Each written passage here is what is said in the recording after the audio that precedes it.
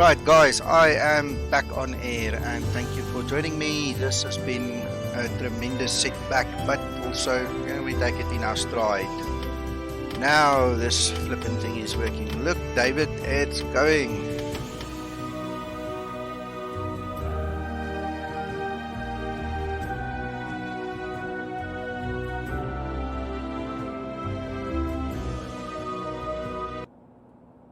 So let's kill the music and let's start our own dance.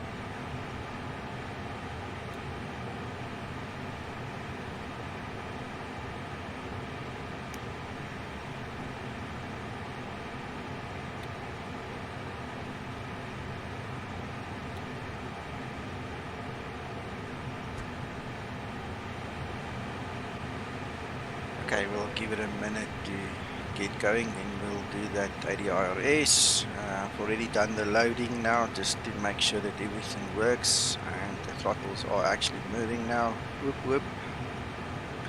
We can leave all that. I'm not going to spend too much time. If you want more in depth in the preparation, you can watch part 1 at the very end of the video before we got surprised with the throttle number 1 not moving.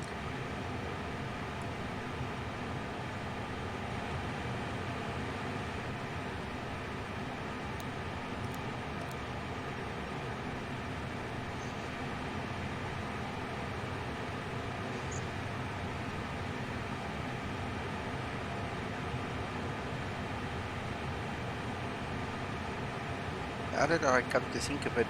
I don't know if I actually tried to get the wet compass in the Toliss. Or if it was there, I don't know. Don't know that well yet. We'll check later. 1026.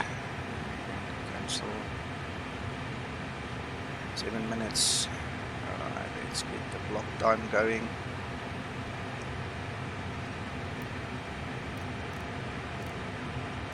We're going to be flying at flight level 200 and that is set.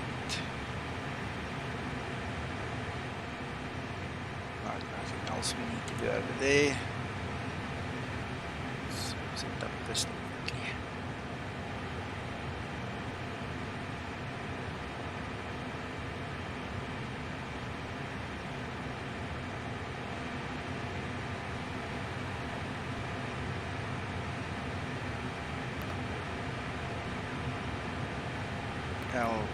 LPPT,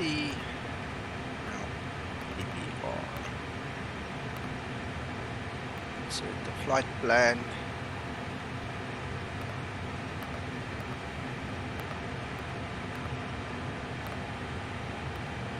Get our weights.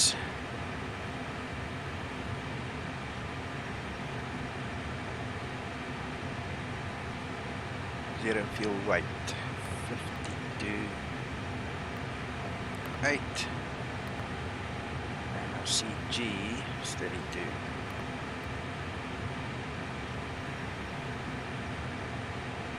That's different because I've got slightly more cargo. I didn't want to struggle to get the cargo correct again, so we've got 50 kilograms or so more.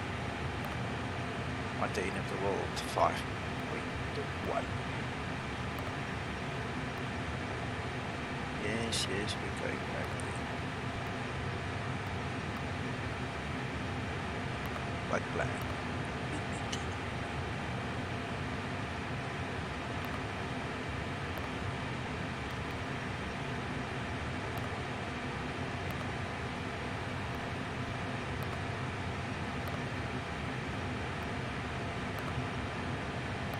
We're going to do exactly the same flight as with Toliss. That's the whole point of this exercise.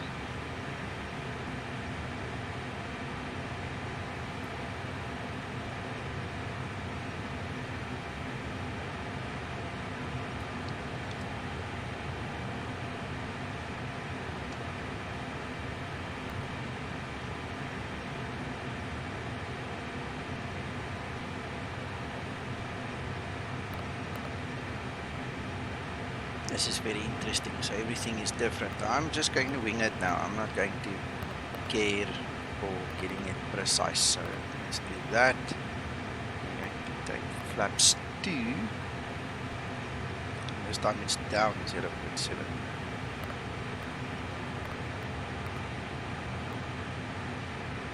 That's fine. I think it was 66. Must be fine.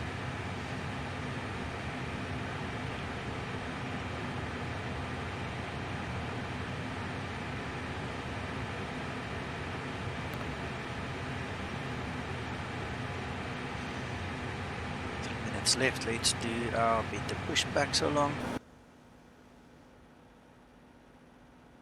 Ground to cockpit. Plan acknowledged. Call me through the menu when you're ready.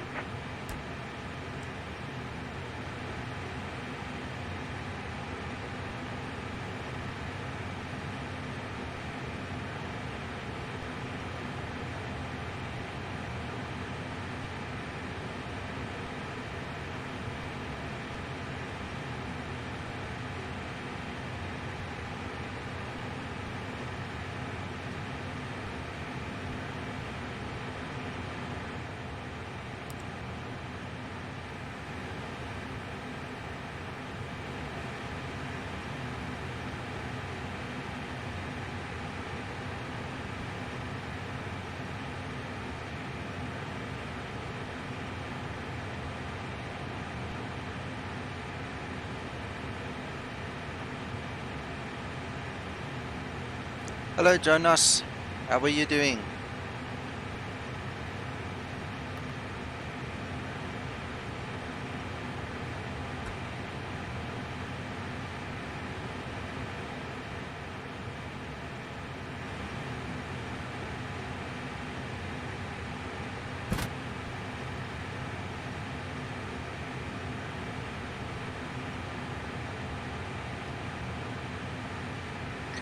I'm glad to hear that. We've had some fun here today. I didn't want to break the transmission in this broadcast into different parts, but part 1 ended with the flight factor throttle number 1 simply not budging, not moving an inch. So I had to reboot my PC and try again, and here we go. Seems to have fixed it. It's amazing what a quick reboot can do for one.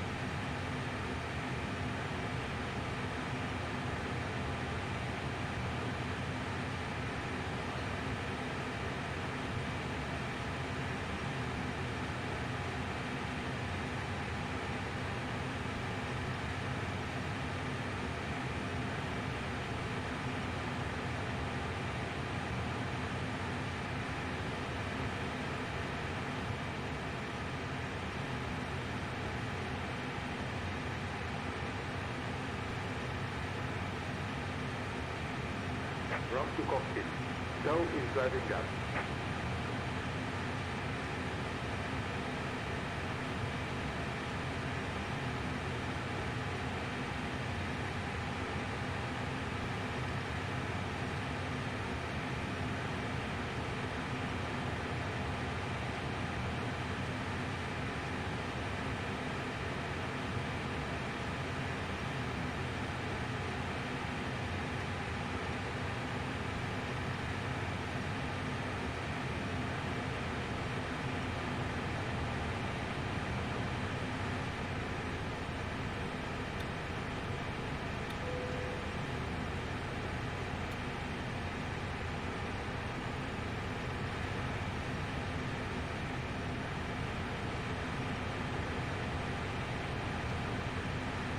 Okay, all doors and hatches are closed. Ready to connect.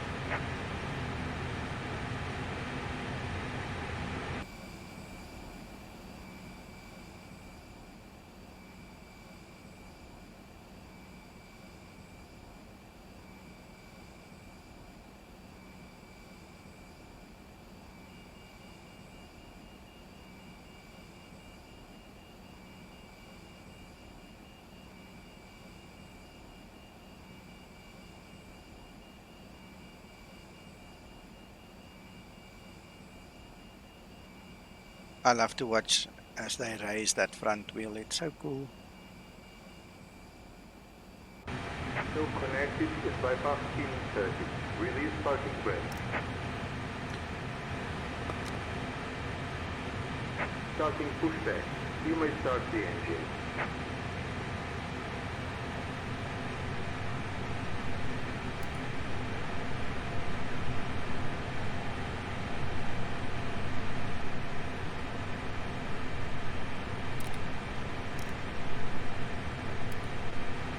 That will work, sorry. Seem to have pressed the wrong side of that little knob.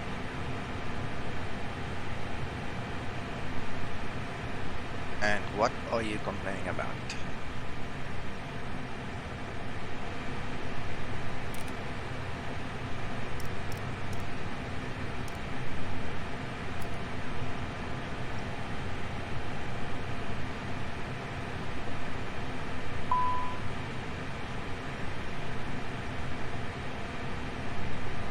Low start air pressure. What did I not do? Come on. Oh, then of course. That should do the trick.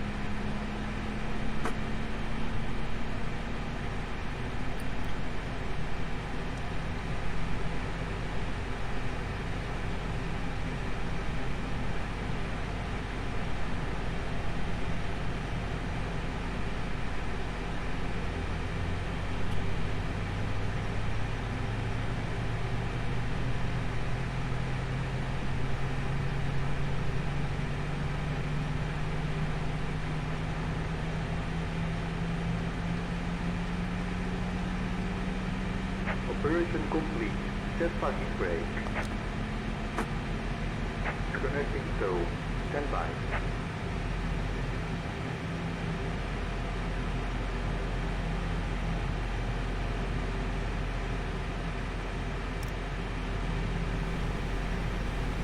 Okay, so just to give a quick recap, compared to the previous model that I've just flown in the previous stream, the systems in this aircraft is much more in depth, it seems. I'm not a real world Airbus pilot, I'm just a flight simmer, so I'm talking as a flight simmer and not as a supposed to be real world pilot. I'm just doing a bit of a comparison the way I see it, because nobody has really ever done a video, it seems, or that I have seen at least, that talks about the actual flight simulation differences. Everybody's on about, oh, the one is study level and the other one isn't study level, and oh no, this one's better and that one's better. And as far as I'm concerned, it's all a bunch of hot air. So what I did was obviously come up with a plan of doing this video, just showing, highlighting the differences. Just from the first video to this one, you can see a quality difference in terms of textures. This aircraft's got a little tablet here on the side, which the other one does not have. In terms of immersion, this one has got way more immersion, but who cares about immersion? I don't know. I do. Some other people might also. The Toliss is a good entry-level aircraft. It lacks in immersion. This one picks up in the immersion. According to what I understand from the real world guys, the Toliss systems are very good and it's comparable to the real world one to a certain extent. This one, they say the same. From what I've seen, the systems in here is just a little bit more in depth as well, and obviously the textures have been finished, but we're all waiting on an update on the Toliss one. So that in a nutshell is just what I've been talking about and the differences I've seen. I'm not here to bash any one of the models. It's self-evident when you watch the videos what you can do with the one and what you can't do with the other one. So if you've got time, you can always go watch the first video again. Or, sorry, maybe no, I shouldn't say that way. Not again, just go watch the first video when you've got time. Joshua, good question. We are flying between Lisbon and Porto. I saved a weather file in Active Sky for X-Plane. The idea is to test or to show you guys the 3 different Airbus models in X-Plane. So the flight is exactly the same, the weather is exactly the same, the scenery is exactly the same, so that we can have some other baseline to show you guys the difference between the two, you know. And I'm not going to get into the system differences. The system is a different thing. I'm just talking to flight simmers as a flight simmer.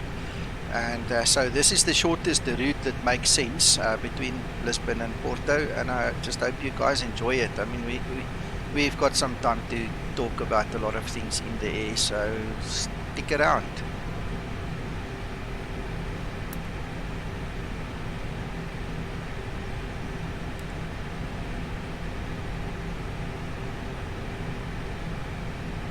Alright, we are ready to go.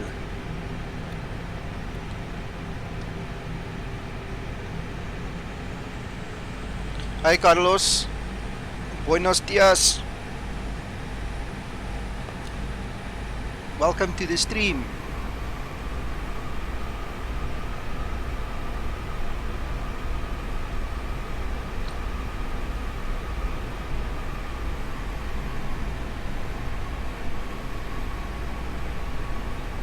Well, the throttles are still working both sides.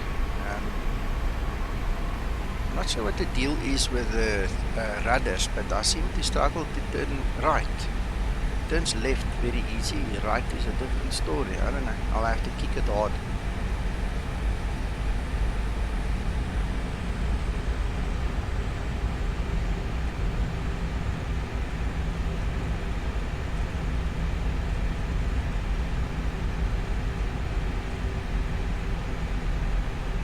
One thing that does not work in this aircraft, which has been a bone of contention for the community, it seems for a while now, is the weather radar. I'm not sure what else doesn't work because I'm not too familiar with the Airbus, but apparently that's a big issue. Or at least a big issue amongst certain people, so who knows.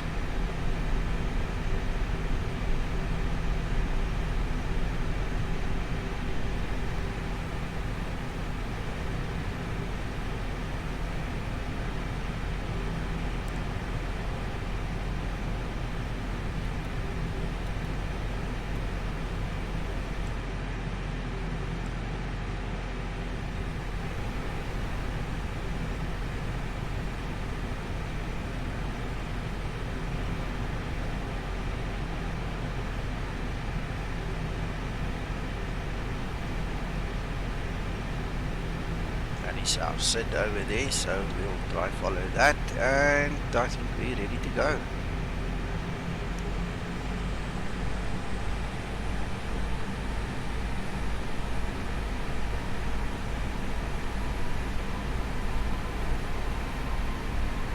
Approaching 03.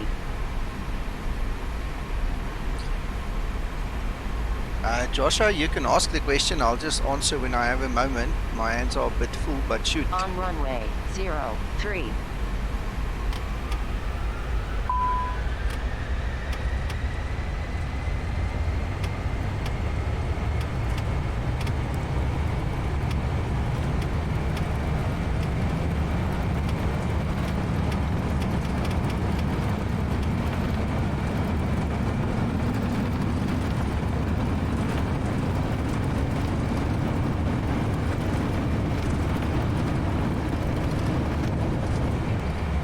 Whoa, that is not realistic. That's crap.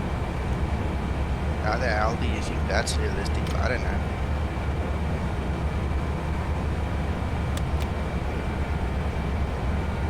Yes, I just touched this thing and it just went skyrocket. Too low, terrain. Too low, terrain.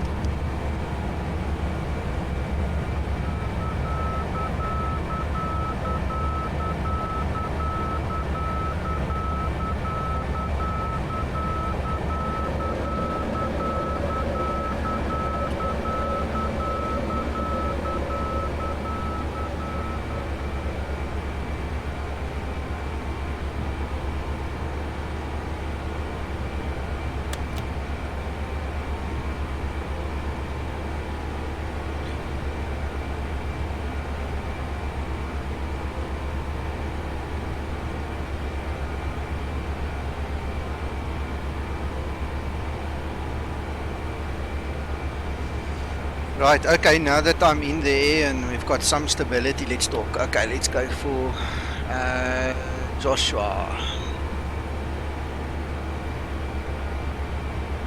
Joshua, I would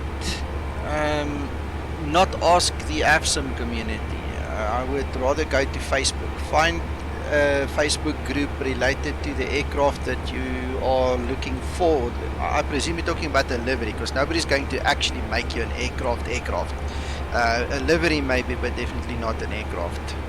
There's way too much time and effort and money that needs to go into that. So find a Facebook group, you know, or go to P3D or Explain or whatever the group would be, and then ask the guys there if they can make you a livery. That's if you can't Google it and find it already. Yeah, in terms of this takeoff, that was highly unrealistic. I mean, even the Toliss beat this aircraft hands down. I don't know what happened there. You saw me switch my sensitivities from 0 back to 100. I'll try see if that makes a difference, but that was a terrible takeoff. There's no realism in that. Absolutely rubbish. I almost puked. Heartbeats only. That was scary. One does not expect that from an aircraft weighing 60 tons. You know, you don't expect something like that to happen. If I made a mistake, I'll figure it out. You know, in the next run, I'll see how it affects the controllers with the new settings. We'll see. It's a simulation, thank God. I mean, didn't really puke, but that wasn't nice. Yes, David, very unstable. John Malone, hey, I'm good. How are you? Nice to have you on the stream with us. This is Explain 11.30 RC3 that I am running at the moment.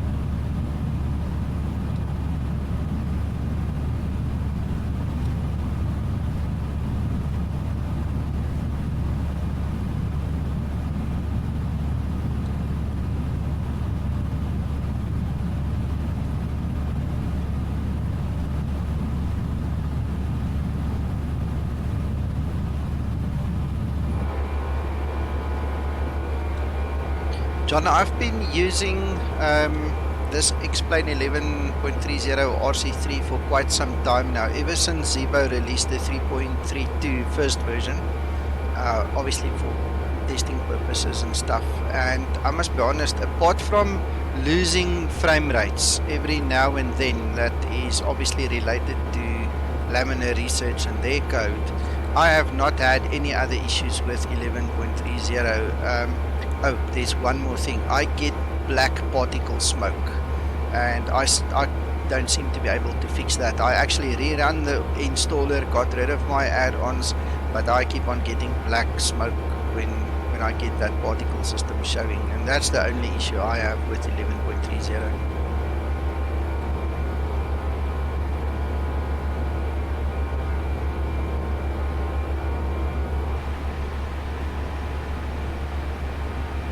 Jonas, what do you mean 3.31? What exactly are you referring to? Which aircraft or what exactly are you talking about?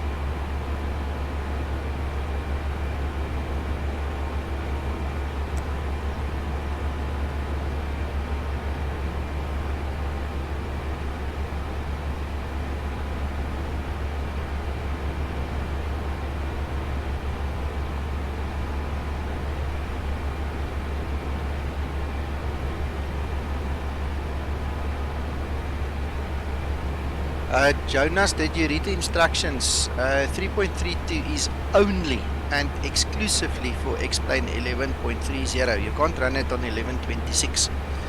So, did you get that right?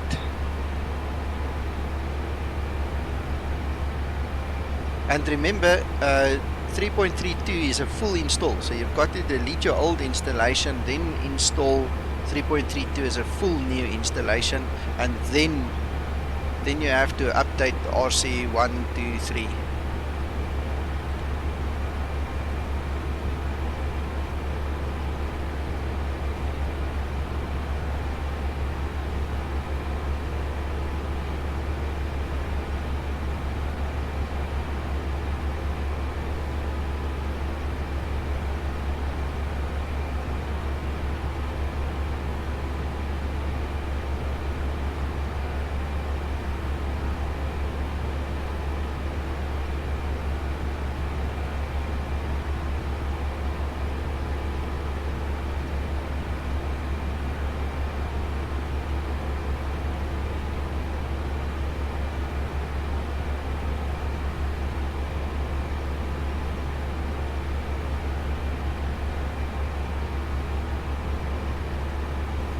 Joshua, which aircraft? For which aircraft?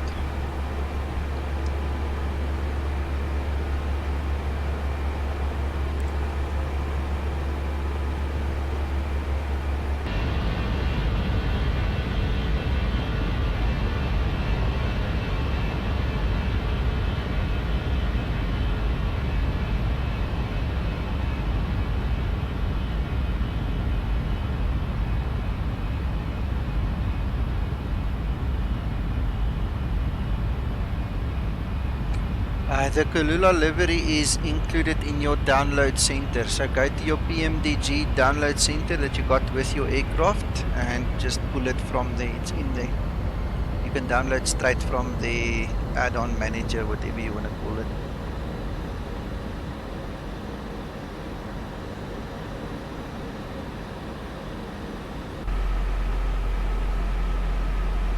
Alright, so we have reached 20,000 feet. We don't have far to go, so we might as well start entering our information.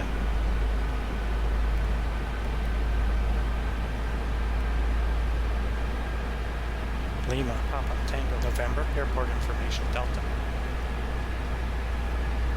Lima, Papa, Romeo, airport information, Echo 1600, Zulu, weather, wind 092, at 3, visibility 10,000, sky clear, temperature 13, dew point -1, QNH 1028, advise on initial contact, you have information, Echo, Lima, Papa, Romeo, airport information. Joshua, they should be on avsim.com. You should find a livery. But again, go to the P3D Facebook group and ask the guys. That's obviously if you don't like the one that PMDG offers you for free, you know, that you get with the downloader. So check that one out first. I think that's the Kulula 101 where they've got the big cheese and all the rest written on the sides there. If you still don't like it, go to Facebook, ask the guys there. There are lots of guys doing rebates. Some are free, some are payware that you have to pay a guy for it. Have a look.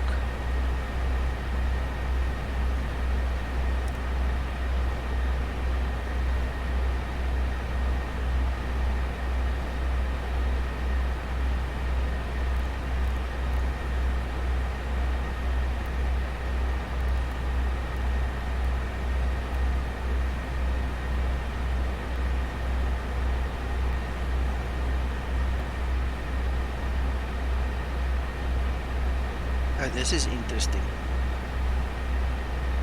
This only works on baro minimums. It doesn't have a radio minimum. That's interesting. So what will that be? Let's look at those jobs.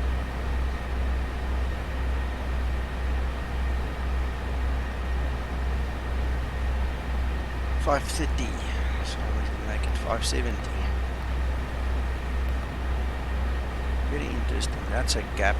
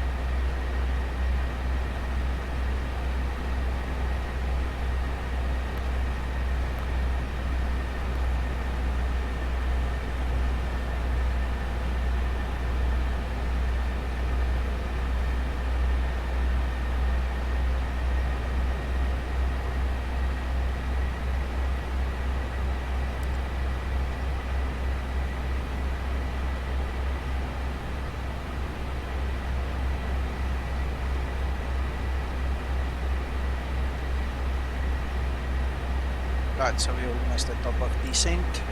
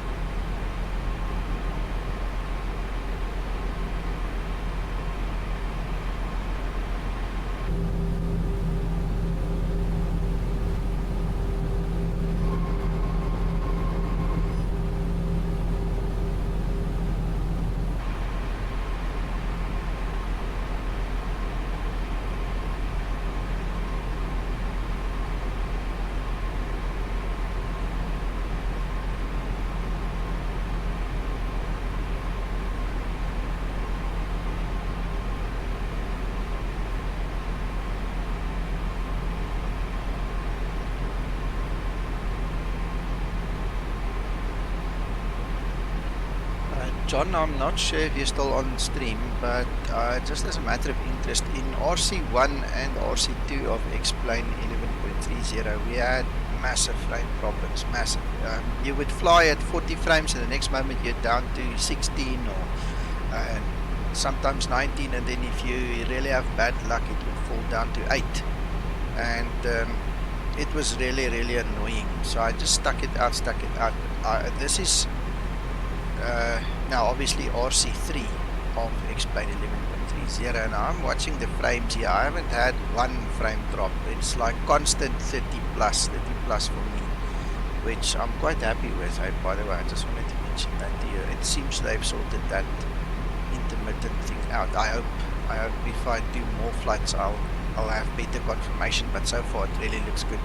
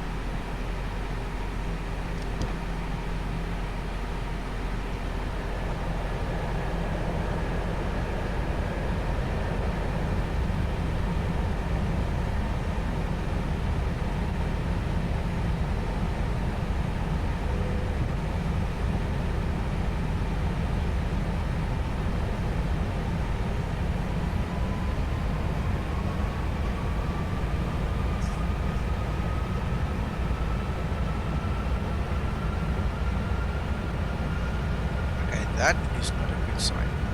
That is terrible. This thing never followed the nav path down. Why?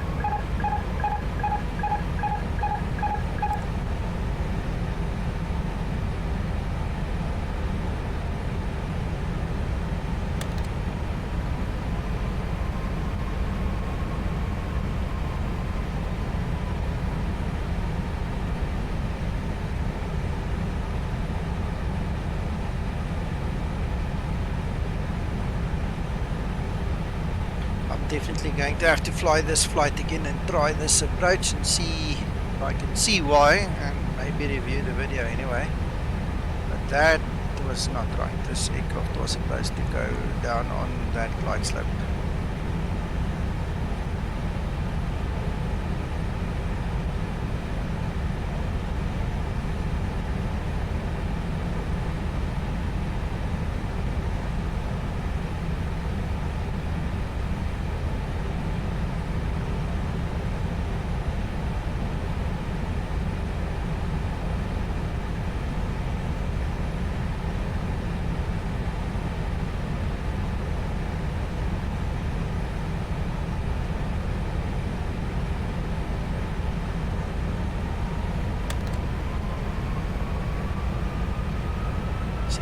It now. Again not. Right, okay, so that could also be a lack on my side, lack of knowledge. I don't know if this is really a simulating proper procedures. I might be doing something wrong. I don't know.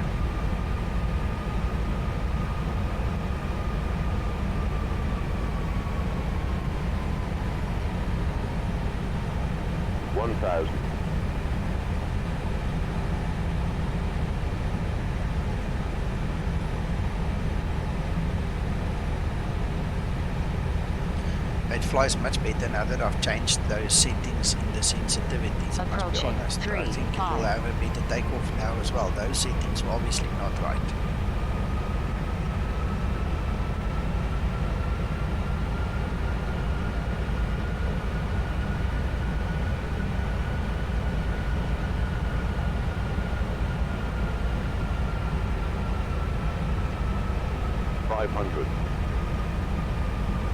Above.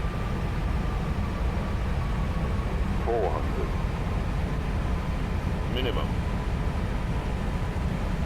300.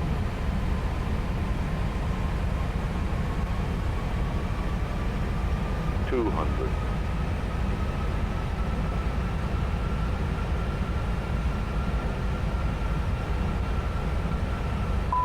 100. 50, 40, 30, 20, retard, 20, 10, 5.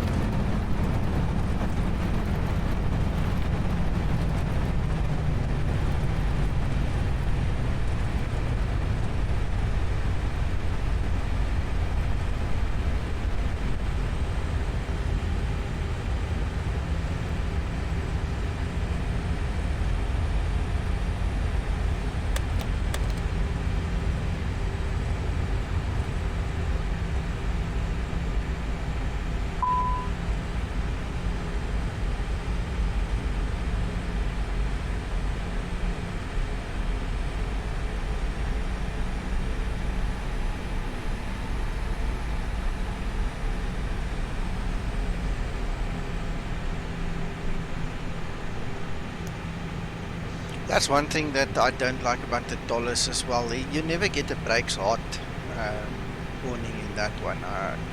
That's just logic that needs to be fixed. This one at least tells us. Okay, well, not the best landing in the world, but we're safe and nobody's dead, and I think everybody can go on with the rest of the day without any back pain. So let's have a bit of a replay.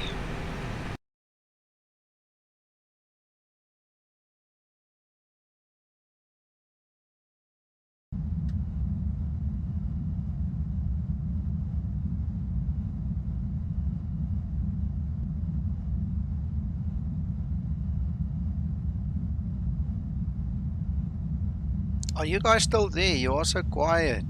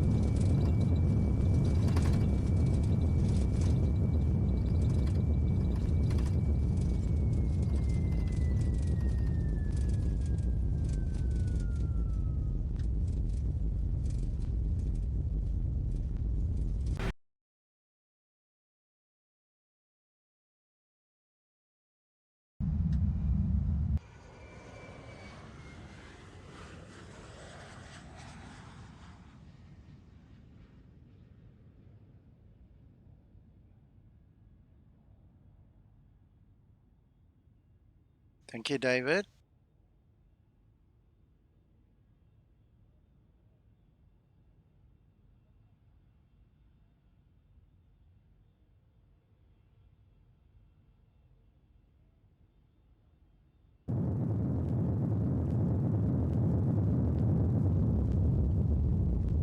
That was nice.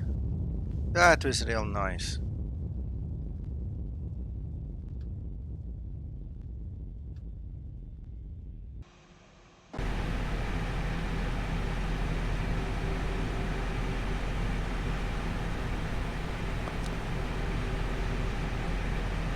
Right guys, the next flight is going to be the JarDesign one, so that covers Toliss in the first flight, Flight Factor in the second flight, and the next one I'm going to do the brand new JarDesign that's a day or two old. I've never flown the latest one. This is going to be a first for me, and I hope that you guys will be available in about 10 or so minutes, and then we take it. We're going to do exactly the same. Absolutely, we're going to do exactly the same flight, and that will be part 3. So I hope you guys have got some time and can stick around.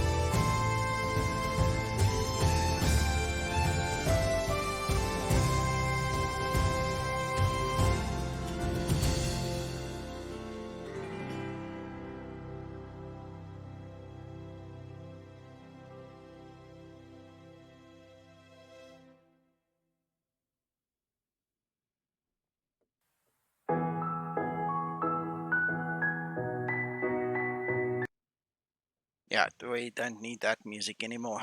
Okay, guys, I'm back. I hope you are back.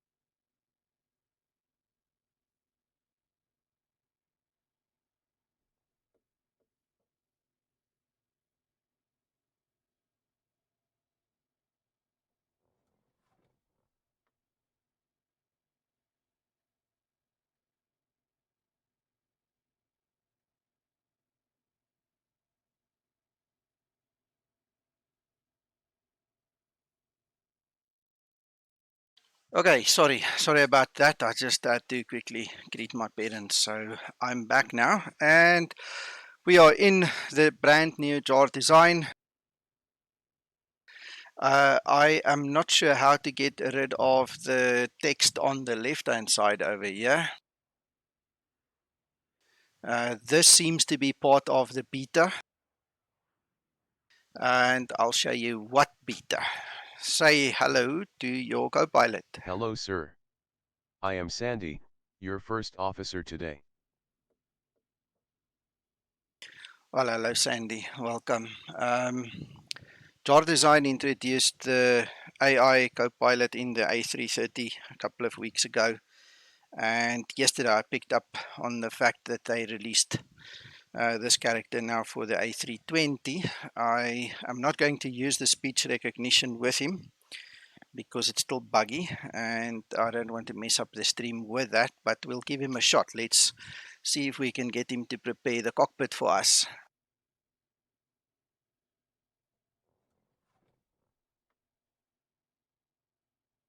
Preliminary cockpit preparation procedures.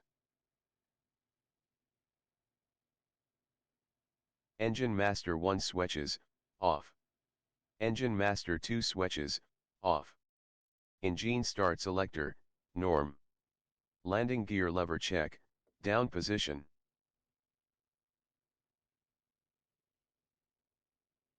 Both wiper selectors, off. Battery 1, 2, auto. Ground from cockpit, connect external power.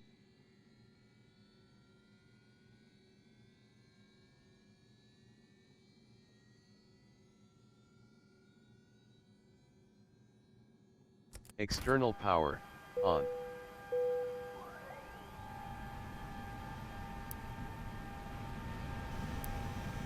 APU fire test.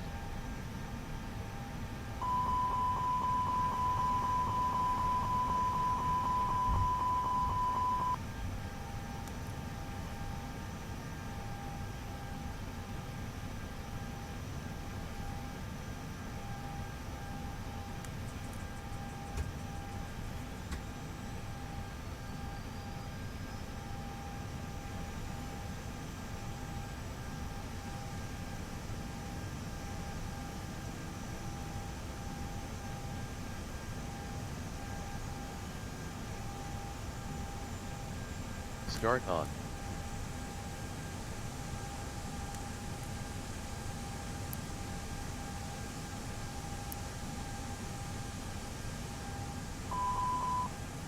Navigation lights, on.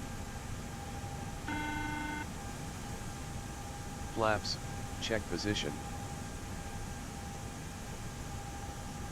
Speed brake lever check retracted and disarmed.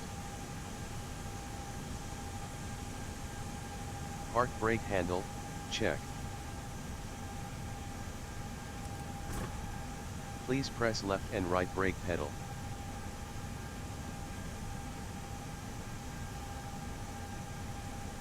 Brake pressure, check. The AccuPress indication must be in the green band.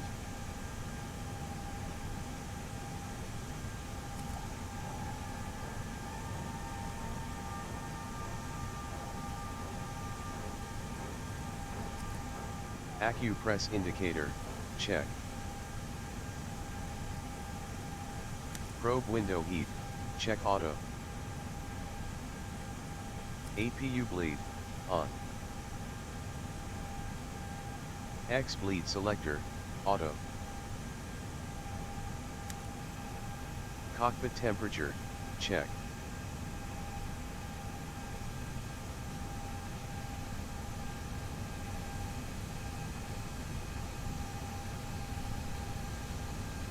Oxy, check pressure. Reservoir fluid level, check within normal range.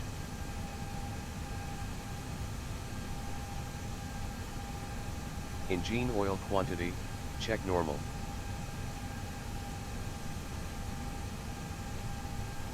Emergency equipment, check. Gear pins and covers, remove. Preliminary cockpit preparation procedures complete.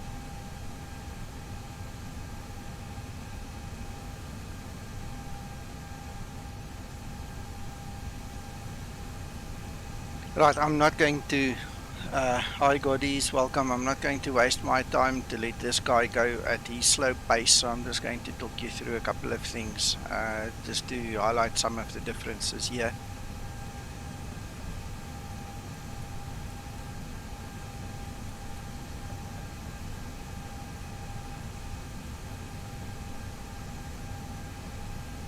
Okay, so first of all, JarDesign obviously is the only people having this AI technology, so it's very comparable to FS2 Crew in the old days, but obviously now in their products, so kudos to them. I think there's a lot of development that still needs to be happen surrounding this. It's not flawless, it's kind of irritating sometimes, but it works. In terms of immersion, there is not a single Airbus on the market for X-plane that can beat this one.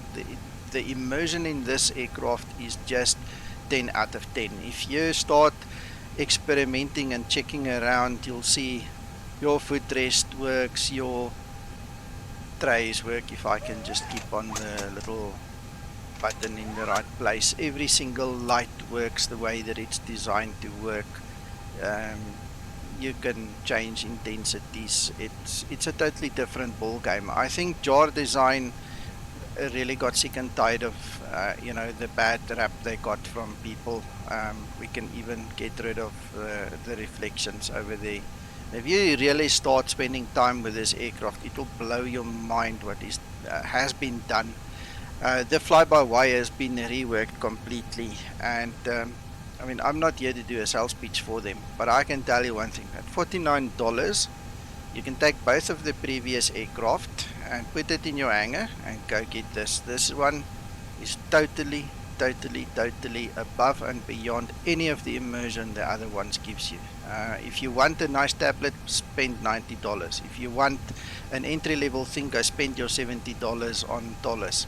But if you want something that really gives you complete immersion and that can do exactly what the others does without getting tripped over egos, emotions and all kinds of bad nonsense that you've heard, this is the bird to get. This at $49 is really a steal. So anyway, like I said, that's I don't want to do a sales pitch for them. I'm not affiliated with JarDesign. I'm looking at this whole day after day as one big exercise of looking at the buses from a flight simmer perspective. I'm pretty sure if you put a real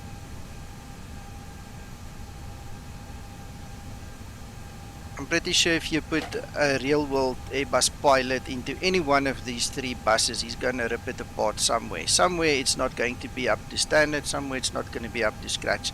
My question is, when you sit with your money in hand and you want to make a flight simmer's investment, are you honestly going to worry about low speed protection and stall protection and if you turn a bank angle and all these things that everybody's hammering on? I mean, it doesn't make sense to me. So apologies for anybody that is offended.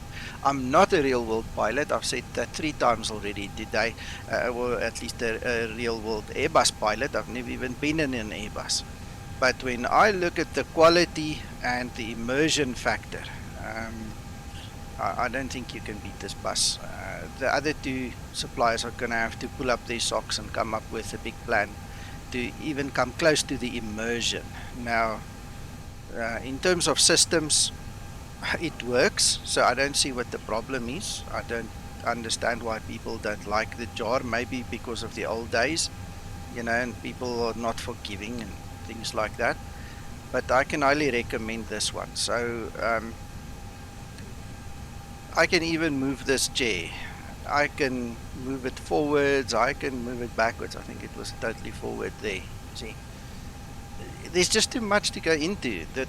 I'm not going to go into it. So let's just get going. Let's go do the same flight and see if the plane can actually fly it, because we all know that eye candy is not going to make it fly, and we all know that the immersion means nothing if you can't fly it. So let's have a go. Let's compare the flight to each other.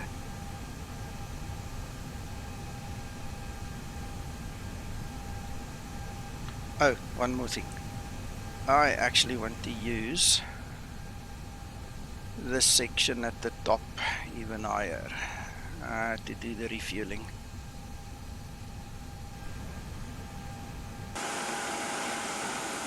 Before we go further, this model also comes with its own little ground services.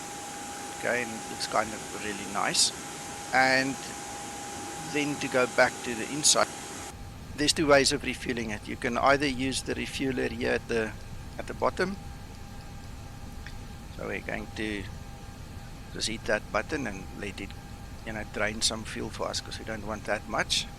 And then we can obviously increase this again and just refuel from there. But this little gadget over here only works in 0.5 of increments, and it's a bother when you only want 5.1 instead of 5.5 tons of fuel. So I'll just show you how they've come around that, worked around that.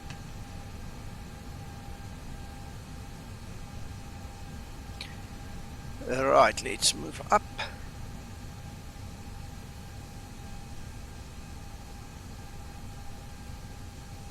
See, the moment you switch the overhead refueling panel on, you can now work in different increments. So we can now go to 5.1.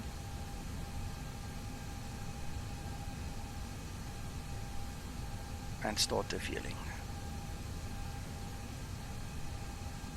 And this will obviously now run all on its own.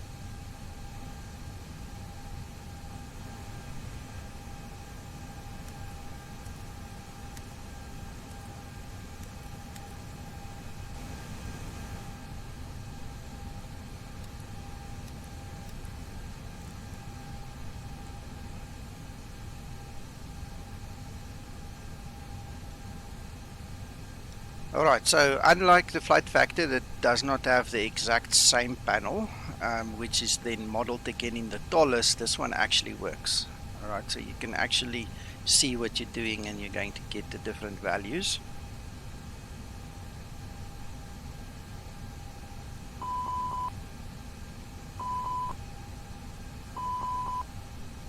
And I'm just playing, obviously. Right, then we said that we're going to have a full house, so we're going to load 150 passengers and we're going to bring down our cargo, we don't want that much. We also don't want to have so little that it goes out of trim. I'll just leave it at that. Alright, so if you watch the 2 other videos, you'll know that we're not using the same cargo. I actually think it's irrelevant, but there you go. It's set. At least we don't have to worry too much about trim. So let's do something else. I'm going to actually take that a little bit higher. Alright, so we're going to have to trim down.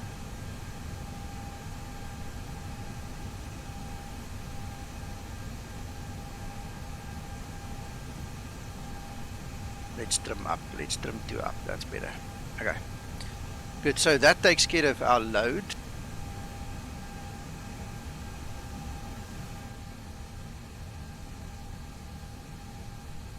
Alright, 6 minutes to there. We've got our fuel, so we are happy and we can send the fuel truck away.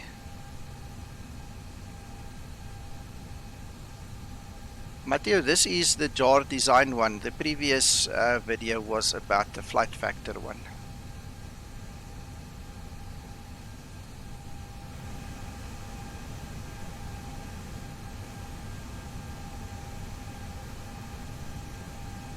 And in case you guys didn't know,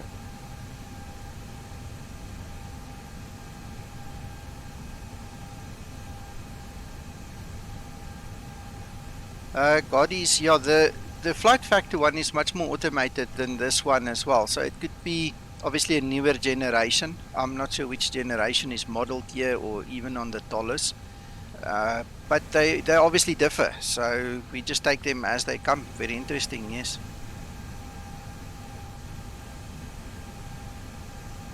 Right, I don't know if you guys were aware of it, but you can actually open the windows. You can open the flight factor as well, but I was totally unable. I couldn't get the one in the Toliss to open at all. This is also the only one that comes with the gimmicks of, you know, just extra toys to play with and your little rubbish bin at the back.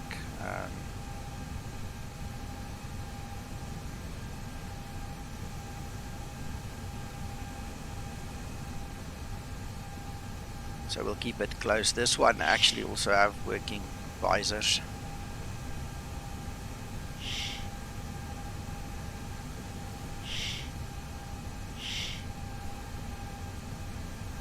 Even this light works. You can see there's a light now. I spent in this plane looking for the Easter eggs hours, literally hours, trying to find everything that's hidden, and to figure out how to open these windows took me an hour in itself. It was crazy. It was there's just too much to discover, and the guys make a game of it, you know, from the JarDesign side. So we took it in our stride and we started doing it. Now, something very interesting is this, where the radar actually works, and it works very well. So you can set it to the tilt you want and wherever you want it, and the moment you switch it on, if there's rain, you're gonna see rain. It actually works. So that's one thing just there where the competition is lacking already. We've also got our terrain radar that works. There's almost nothing in this aircraft that does not work anymore. If there's one place these guys still need to get their act together and increase the realism, if you want to call it that, or make it more study level, however you want to describe it, the only place that they can still really improve this model is on the FMC. Now, in the previous model, and like I said, this is brand new, I have not flown this one before. In the previous model, the flight planning, okay, well, we'll get there. When you're on the flight plan page, it didn't scroll automatically, so I'm actually hoping that that is fixed now, and if it's not, then that's something I have to work on. But in terms of any and everything else, there's not much these guys can add. It's literally just the system's depth that still needs attention. That does not mean you cannot fly it. This thing flies beautifully.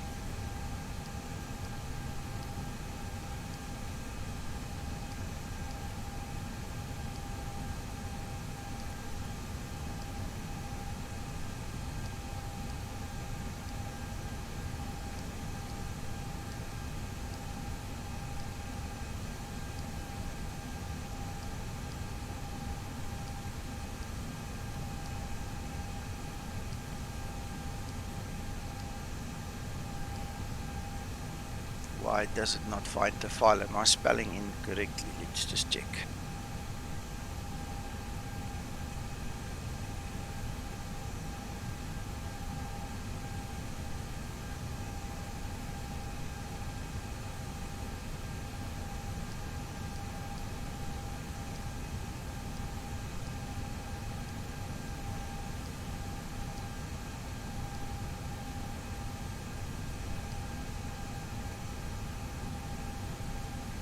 Oh, that is very interesting.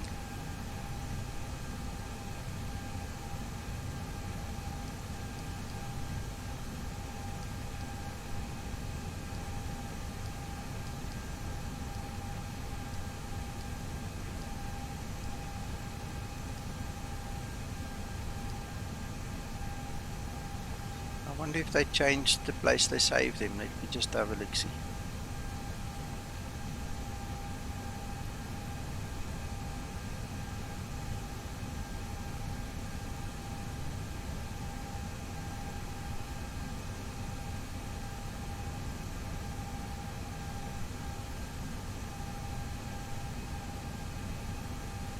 They did. Okay, I was not aware of this. Unless I misguided myself previously. Let's just see what they did.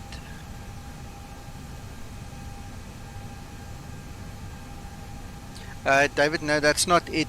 In the JarDesign folder structure, there is a flight plans folder, and I just need to quickly copy and paste and make a plan to get it going. Give me a minute.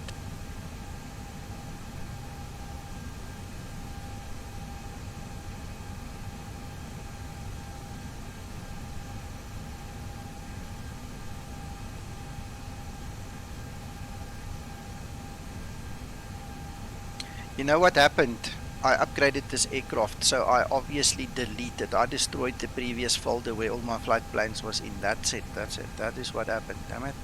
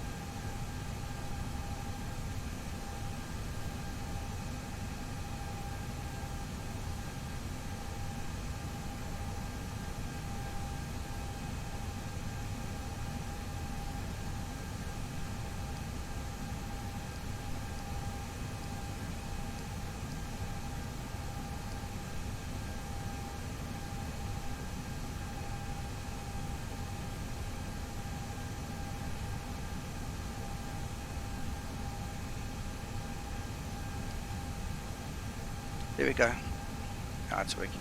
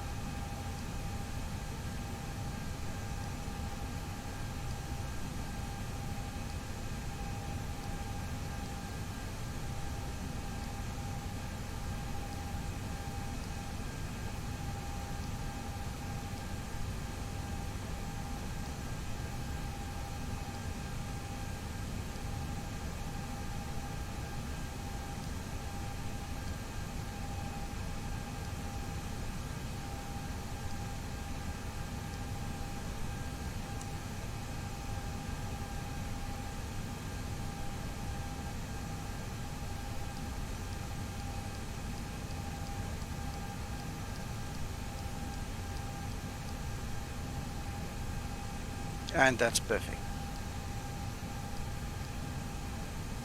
So in terms of operation, this is slightly easier to operate. You don't need to go and study too much to operate this. You just click the buttons, it will pick up what it needs to put in there and it will put it in. Its in terms of flight factor, you just have to look this way, get the detail from the tablet, then fill it in. So it's much of a muchness. Then just to get our data. 0.2 up, so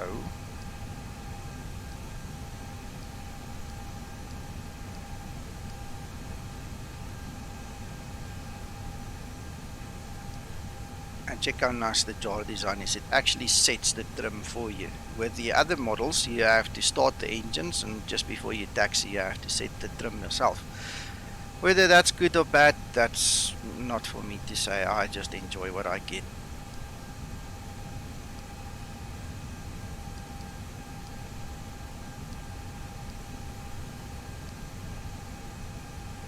Alright, I'm just using one of the previous values.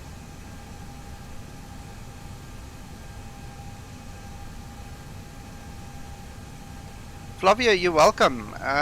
This is not a contest. I just flew the flight factor, and half of the buttons that is working in this machine, is not working in flight factor, and that was the whole point. Speaking as a flight simmer, to try and compare the two, I said it, and I will stand by it. I think the system's immersion and the system's depth is more professional and more true to real world in the flight factor one, definitely.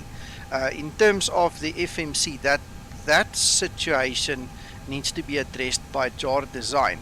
But if we look at eye candy and the immersion that eye candy gets, the JarDesign lacks, and this one already contains a working weather radar, for instance. So it is a personal choice, definitely, but there's also a $40 difference in the price tag. So for me, it's not about saying one is bad, one is good. For me, it's just showing in terms of a flight simulator, and from my perspective, what's different between the two. You understand? So it's not about one better or one not better.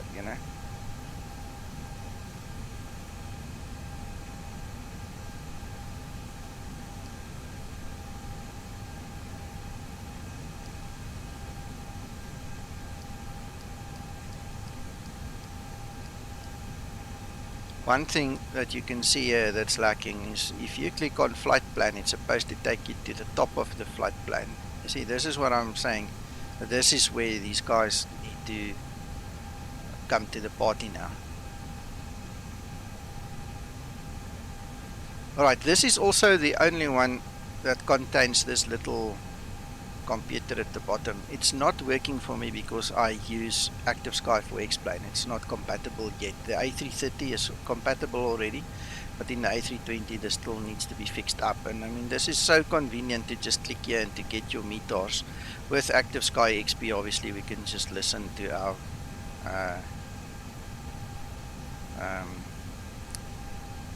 frequencies, and if this thing will just go to the right place, I'll be happy.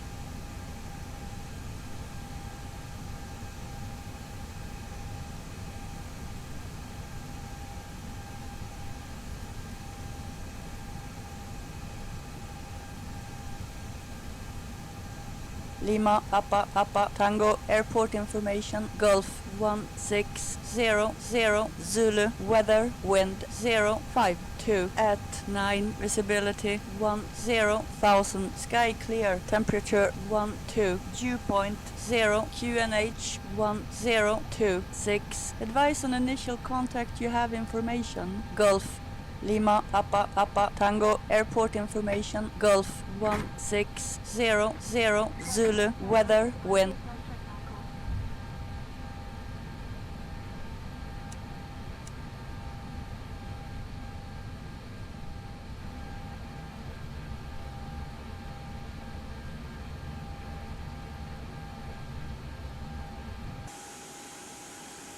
Run to cockpit.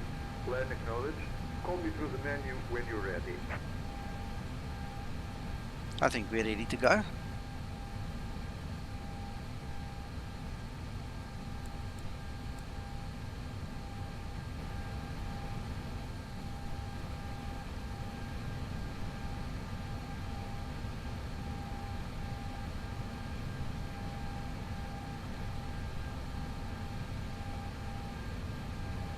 Wrong to cockpit. Tow is driving up.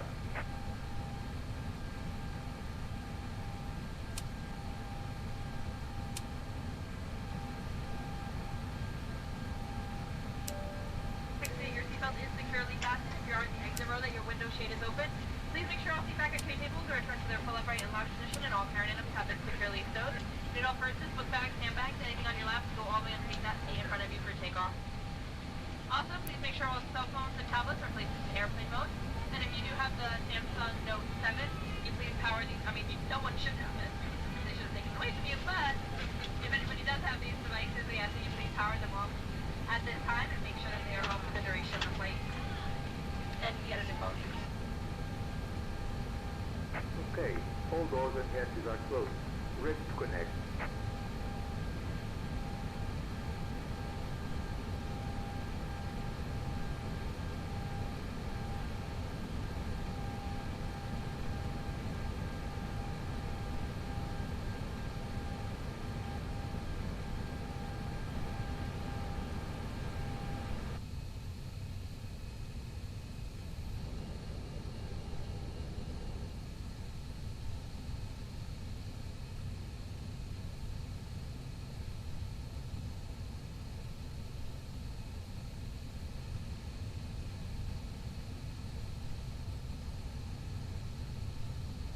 Still connected and bypass pin inserted.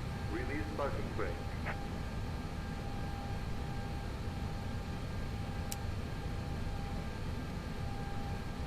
Starting pushback. You may start the engine.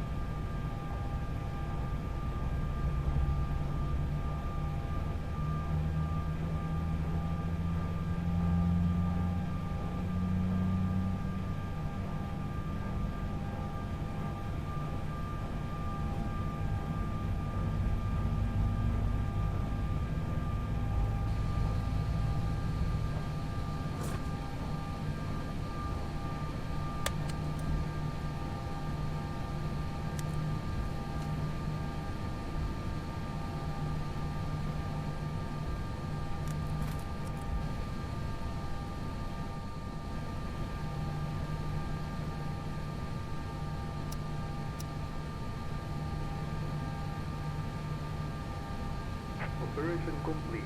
Set parking brake. Connecting tow. Stand by.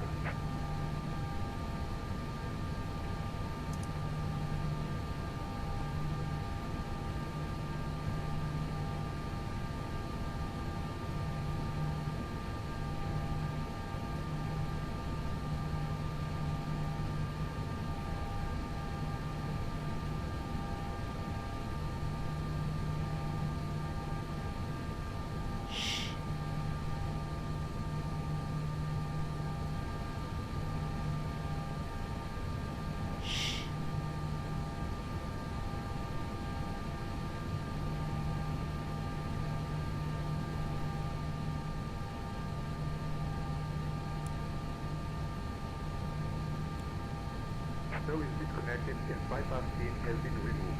And signal on the left. We'll see you next time and have a safe flight.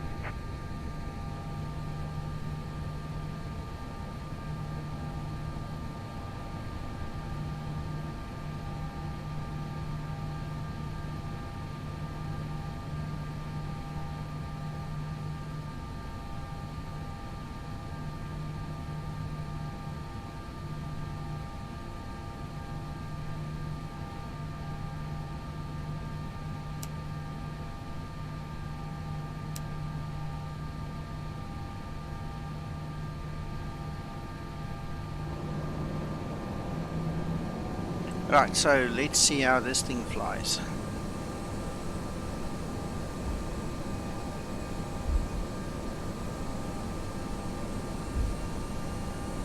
morning, ladies and gentlemen. Welcome aboard. And we'd like your attention for just a few moments as we go over important safety features of this Airbus A320 aircraft. Please follow along with the safety information card and the seatbelt packet in front of you. To fasten your seatbelt, insert your metal pad into the buckle. To tighten, pull the loose end of the strap. It should release to lift up on the flat portion of the buckle. Seatbelt should be secure low and tight around your hips and worn anytime while seated. There are 8 emergency exits, 2 forward exit doors, 4 wing window exits, and 2 rear exit doors. Signs overhead and aisle and lighting link to all exits. All exits are equipped with evacuation signs and play automatically. Look around and locate the exit nearest you, keeping in mind the closest suitable exit may be behind you. If needed, oxygen mask will drop from the compartment above your seat. Pull the mask towards your face, place it over your nose and mouth, and breathe normally. Secure the mask with the elastic strap. Although oxygen will be flowing, the plastic bag may not appear to inflate. A crew member will inform you when it's safe for you to remove your mask, and please be sure to secure your own mask before assisting others. Also, please have your credit card ready should the oxygen run out. After all, this is Spirit Airlines. A life vest is located under each passenger seat. Life vest can be used for adults or children. To use it, pull apart the plastic pouch, remove the vest, and slip it over your head. Wrap the strap around your waist, fasten the buckle, and pull the tab on the loose end of the strap to tight. Upon exiting the aircraft, pull down on the red tab to inflate the vest. It is important that you do not inflate the life vest while you're inside the aircraft. To manually inflate or top off the vest, float to the tube at shoulder level. A water-activated rescue light is attached to each vest, and infant life vest will be provided by your crew should it be necessary. There are 2 life rafts at the forward doors and 2 at the rear doors on either side of the airplane. There's also an additional life raft located in the rear of the aircraft. Evacuation signs at the overwing exits are not life rafts and will not provide flotation. Your safety information card shows raft locations in the proper use of all water equipment. Federal law requires passenger compliance with lighted passenger information signs, posted placards, and most importantly, your crew member instructions. Spirit Airlines does not allow smoking, no smoking on board of any sort. Federal law prohibits tampering with, disabling, or destroying any laboratory smoke detector or the removal of any emergency equipment from this aircraft. Please check to see that your seatbelts fasten, your window shades are open if you're in the exit row. Tray tables should all be secure at this time, and all carry-on items are stowed. We'll be dimming our lights off for your convenience. Find a reading lamp, an air vent, and a flight attendant call button just above your seat. Those passengers seated in 1, 2, 12, and 13 will use special seat for you. You are equipped with an inflatable seatbelt as shown in your safety information card. If you have any questions, notify a flight attendant. Our estimated flight time today is 1 hour and 57 minutes. Thanks for your attention and welcome.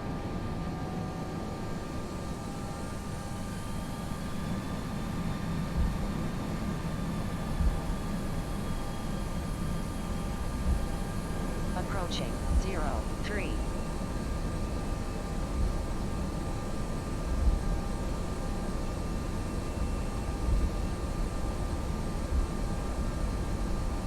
On runway 03.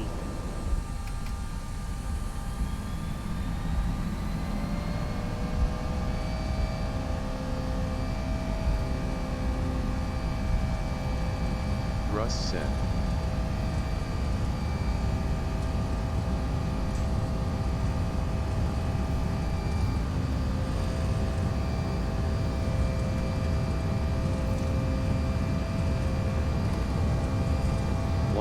Knots.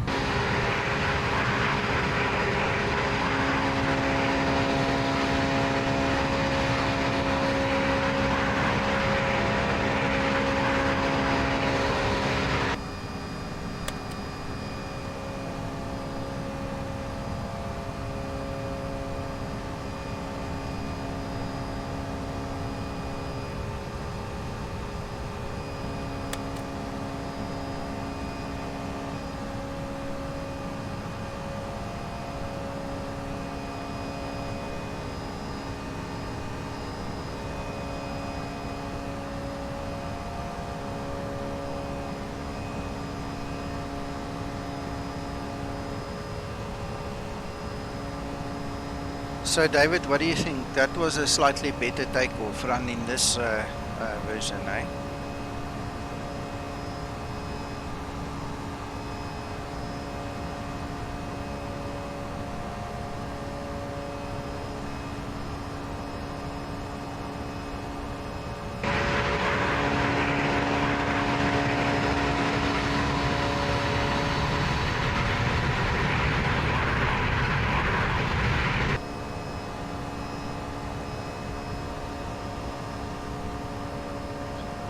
David, that's a good question. They speak about it, but I don't see a fix for it actually.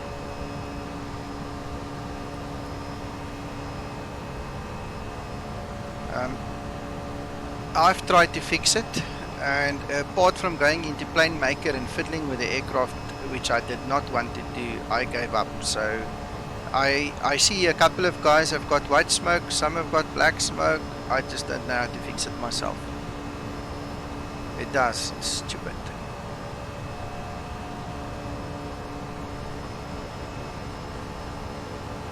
It's like the wrong texture gets picked, and I'm not sure what the texture is called and where to find it. I mean, I know where the Zebo ones sit, and even that, when you go into the Plane Maker or into, well, not really Plane Maker, what's the other thing, GIMP or Photoshop, and you open it, it looks fine. You can't see a problem with it, but you put it in the sim and it goes black. So I'm stumped. One day somebody will come up with a plan, I'm sure.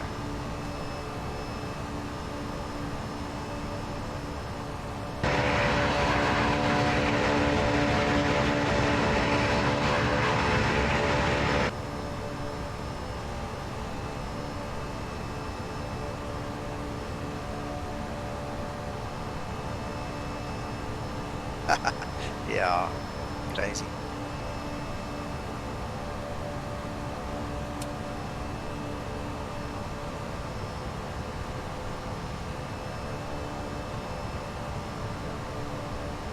Flavio, he does. This is the very first beta of him. If you watch the first portion of this video, you will see that he did the whole cockpit preparation procedure for us. He's very slow, you know, you've got to have patience to use him.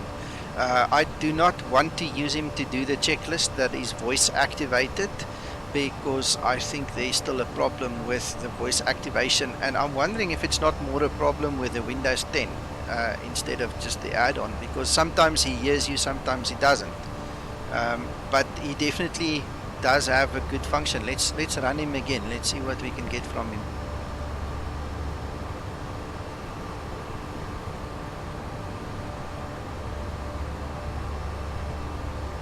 Alright, the next time we can run him is the after landing procedures. I really don't want to do the checklists with him, because on the A330 I kept on getting stuck, and then it kind of breaks the illusion. So I'll do that offline and figure it out and then bring it to online. But in terms of procedures, this is magnificent. This works fantastic.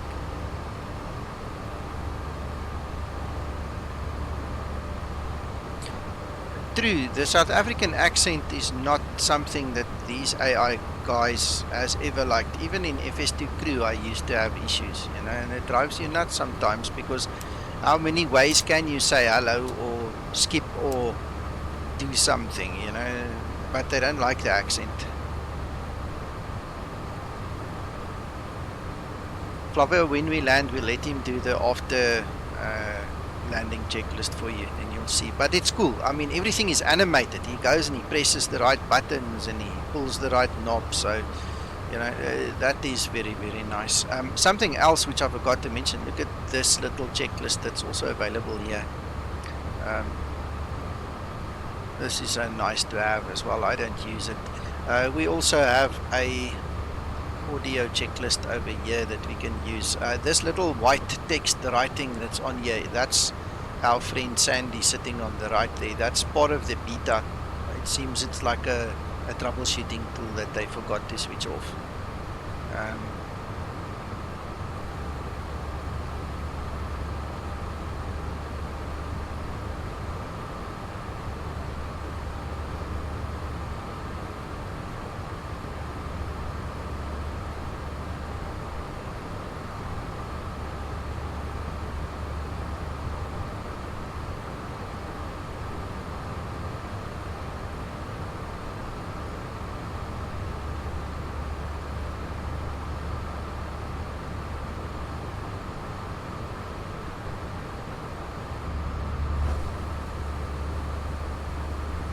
So Flavio, coming back to our discussion earlier, like I said, I don't want this to be a competition as such, but I'm just pointing out a couple of obvious things. So if in our minds we can separate the computer systems, the MCDU, and what happens inside the computer systems of the aircraft, and we look at the actual aircraft model in terms of the body as a separate thing, if we look at the cabin as part of the body and not a system thing, I don't think any of the previous models have got this kind of a cabin. The lighting is exquisite, the whole way that it's been designed is exquisite. This is also the only one where you've got the immersion where you can actually click buttons and get a response, you know. We've actually just activated the emergency lights, and you can see here there are runners on the side that points everybody from the middle to come forward, and from the middle it points to the back, so you know that you've got to follow the red light to come out. You know, it can be called gimmicky, I'm sure, but it still works. Something else that is working on this panel are the temperatures. You can actually see the correct temperatures, so you know what's spotting in the aircraft. Just get the mouse off. Then we've got some switches where we can switch lights on and off. You can see there's a difference when we click them.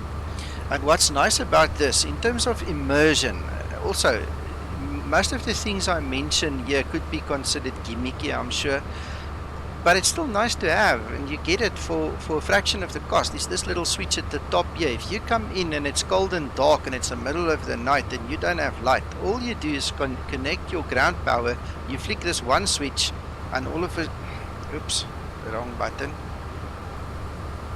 all of a sudden all the lights will be on here, you know. So if we separate systems from eye candy, systems, you know, the eye candy that's related to the cabin and the fuselage and things like that, I don't think anybody can beat JarDesign. Honestly, this immersion here is like 500% compared to the others. The only thing that concerns me is the MCDU and the actual systems depth. This is the thing that killed the JarDesign dream for a lot of people, and if JarDesign can fix this whole MCDU story, now I've made a mess.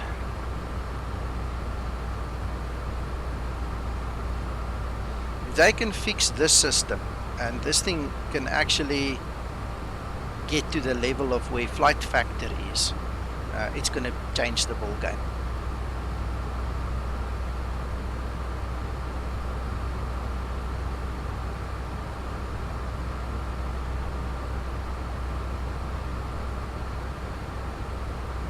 I hope you understand what I'm trying to say by separating the systems and the eye candy and the fuselage and the things, because a lot of guys buy these add-ons, you know, for eye candy. The rest is a nice to have. I mean, not everybody is interested in having study level depth of immersion in the systems. As long as it flies from point A to point B and doesn't give nonsense, then they're fine with it. So that's part of what I'm trying to do here, is just to show you this thing can do what any of the others can do.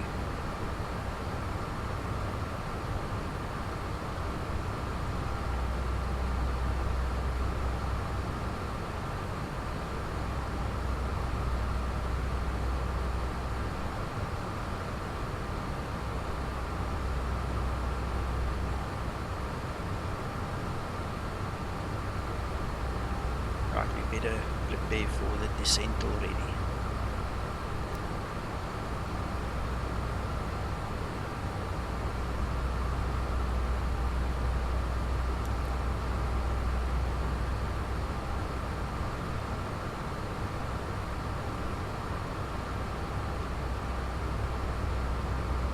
Something else that's quite nice about the throttle quadrant here, which you might have just picked up, is they've got click spots.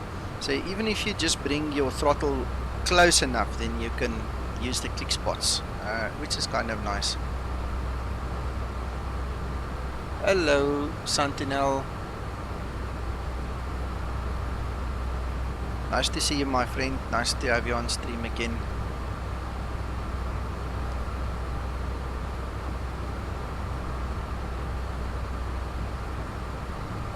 Lima, Papa, Papa, Romeo, airport information, Hotel 1600, Zulu, weather, wind 092 at 3, visibility 10,000, sky clear, temperature 13, dew point -1, QNH 1028, advice on initial contact here, information, Hotel Lima, Papa, Papa, Romeo, airport information, Hotel 1600, Zulu, weather, wind 092 at 3, visibility 10,000, sky clear, temperature 13, dew point -1, QNH 1028, advice on initial contact here, information, Hotel Lima, Papa, Papa, Romeo, airport information, Hotel 1600, Zulu, weather, wind 092 at 3, visibility 10,000, sky clear, temperature 13, dew point -1, QNH 1028, advice on initial contact here, information, Hotel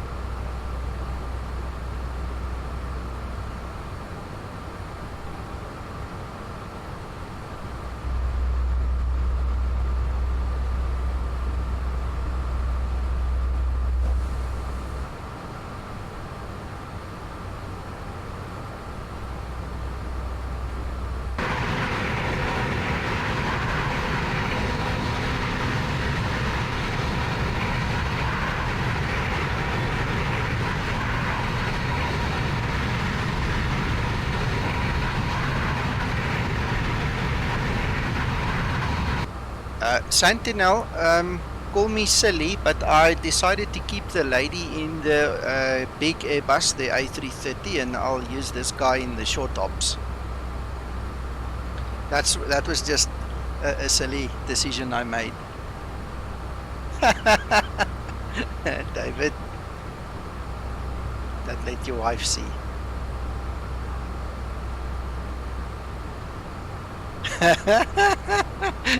Sentinel, yeah. There's been an update to both Airbuses from JarDesign. This one came out yesterday, and this is the first time I'm flying this model. I haven't tried the lady again to see if she's now come past her issues. I'll do that offline again, and then we'll try. And the same goes for this guy.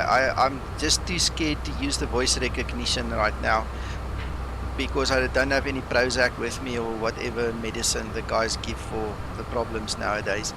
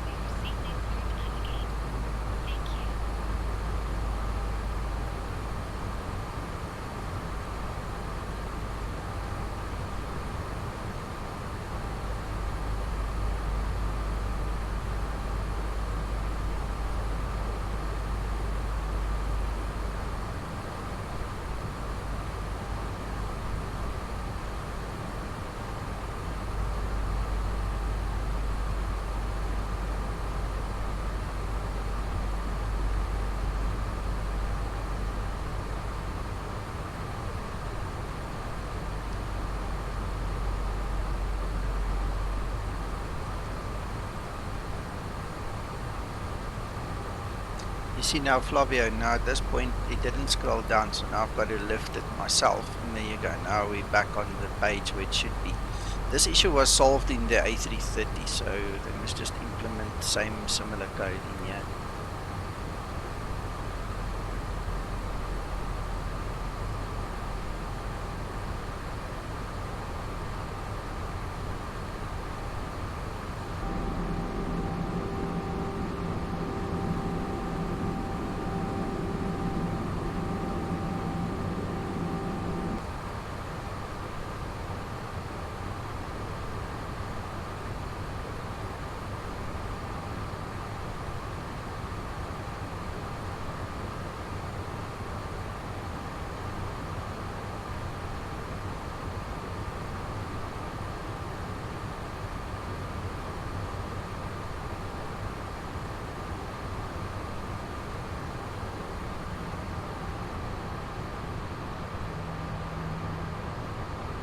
This is something else I've never really showed you guys, but I mean, you can see we can pop out and we can move these things around.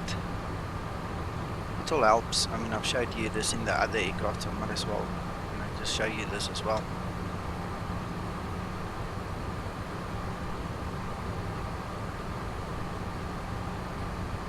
Sentinel, we've also got the charts here, I'll show you.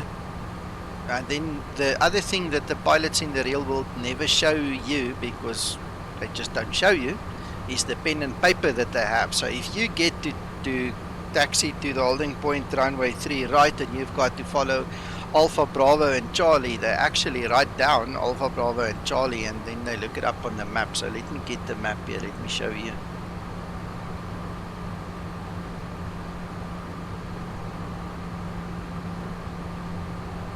This is the actual Jeppesen charts that Navigraph is giving us. So this is the overview, and then we can go to any of the airports.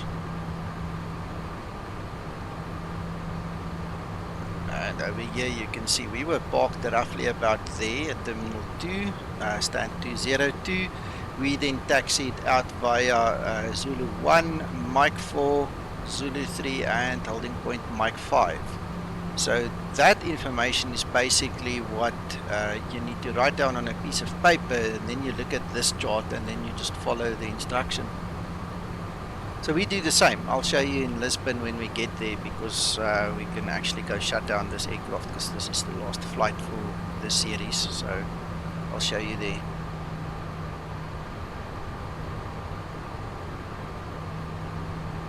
So we are going to land runway 35 and hopefully stop before this point over there. Then we're going to taxi, and I'll probably park somewhere over here, and then we're going to do our normal replays and things, and then have a nice discussion, and I'll give me my opinion about the 3 aircraft that I've tested today, and then see if there's any questions.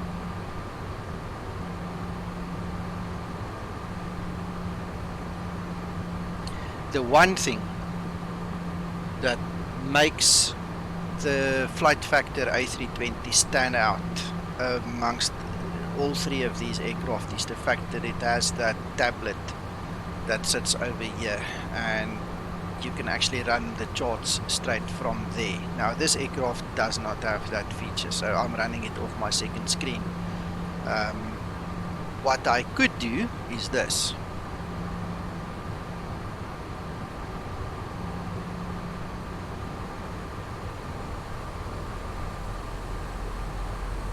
So you all should be familiar with the AVI tab in Zibo already. I'm not sure if you guys are aware that you can actually run the original full code tablet in any aircraft, but now you can see that. So we can go to our arrival and we can actually go look for that.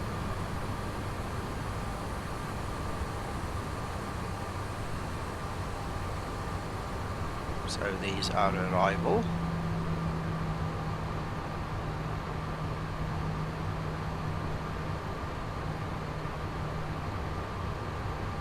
This will be our approach. We're going to do the RNAV approach.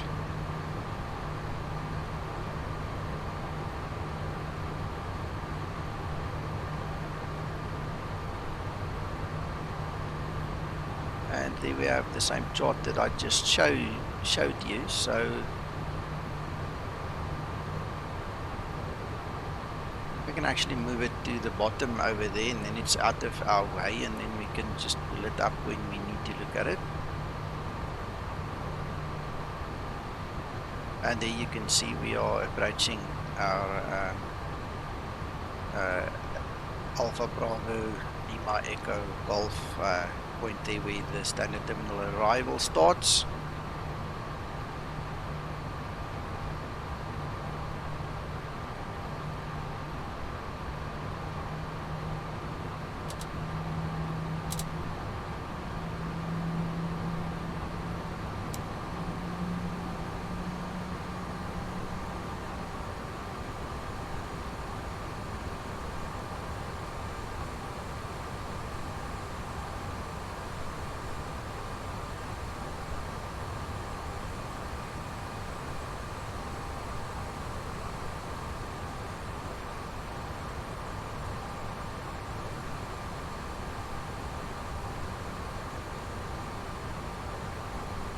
So I'm not making use of the speed brakes at all, no spoilers. This aircraft is maintaining the vertical profile very, very excellently. There is no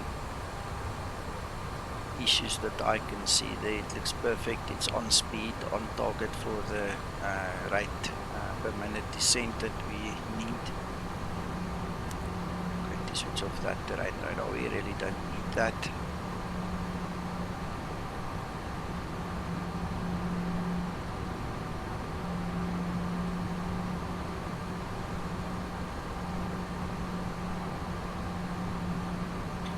Okay, so apart from the fact that I'm totally ignorant and don't know this aircraft in the real world, just from a flight sim's perspective, I don't see any difference between the Toliss, the flight factor, or the JarDesign in terms of the flight model and following the path and following the so-called VNAV profile, the vertical profile.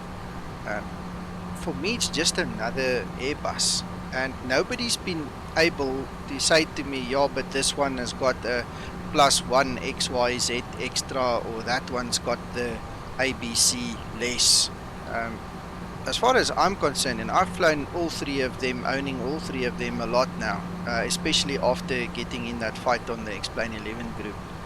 I don't see the difference. I honestly don't see the difference. I think if you're going to go follow that real world pilot on YouTube and he shows you how the flight envelope can be stretched in terms of flight factor and how it is superior to all the rest, I'm pretty sure if you want to go do a bank angle of 40 degrees and stall and overspeed and do funny things, you're going to find issues. You're going to find that the one aircraft isn't good enough and the flight factor works. I don't know. I'm not into that kind of flight simming. All I want is an Airbus to fly from point A to point B and to be reasonably trustworthy and to do the job. And I can't see a problem between any of them. The next question is, how much do you want to spend? You know, and how much eye candy do you want? Because apart from the systems being different, it's only the eye candy that's going to be left to have you decide. And apart from that, the only last thing that remains is the money. How much do you want to spend?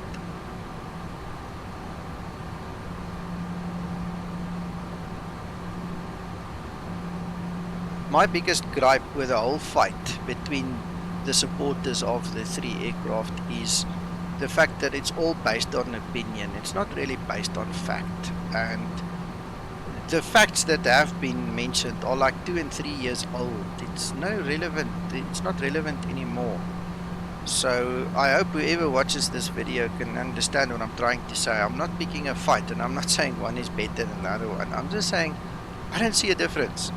For me it flies, for me it works, and I'm happy with all the money that I've spent, the $90, the $70 and the $49.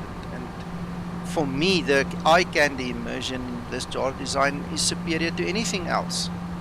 I don't know the systems that well to argue about systems. I just don't.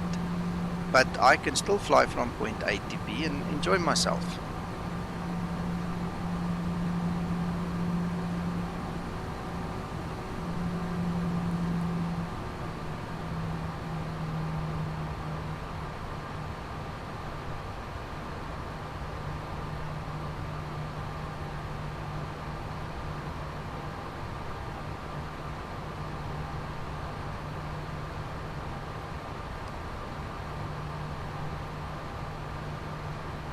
Yeah, this is interesting. The JarDesign actually automatically went into the approach mode when it started the approach. That is something the others didn't do.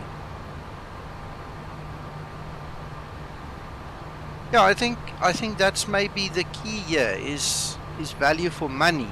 You know, at $49.95 you can't beat this.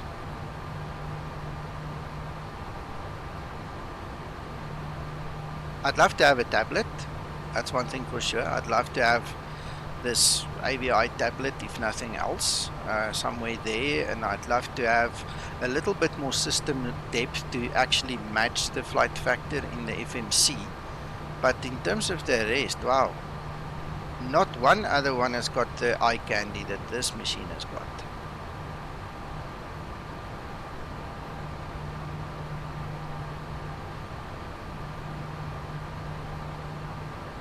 Right, let's start doing something special.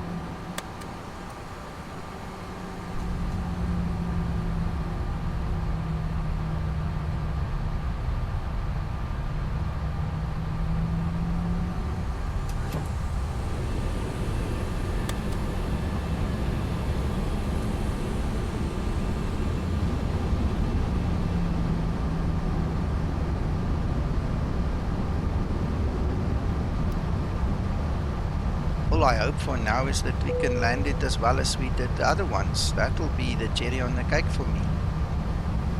But also this landing issue with the JarDesign has taken a lot of my time to figure out the sensitivities and to get it to fly as smoothly in the landing as the others did.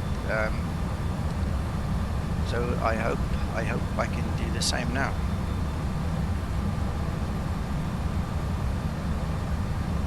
I hope that will remember those charts. We'll find them again if we have to.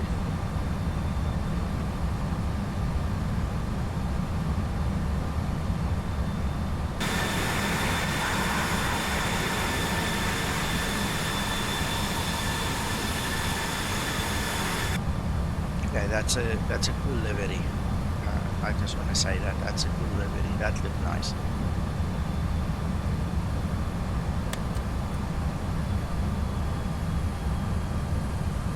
Right, the RNAV is not aligned on this runway at all, so it's going to force me to take it by hand at some point in time anyway. And from there on, you know, hope for the best.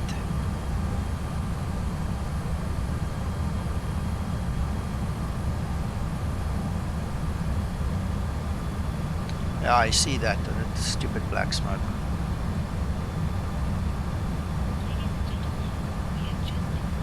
David, you must test yours later. Tell me if you've also got black smoke. If you've got white smoke, I'm gonna cry.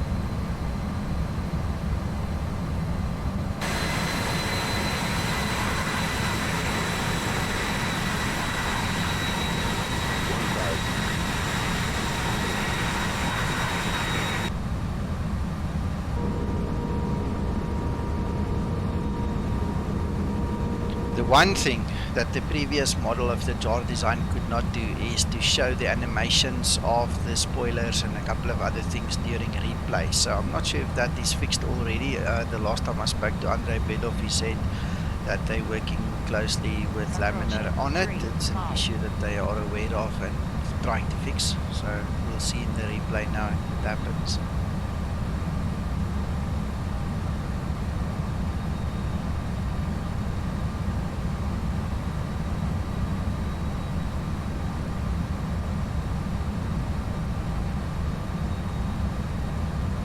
Okay, now I don't want to be funny, but this runway is actually aligned in this Airbus. Not one of the other two had it aligned. Amazing.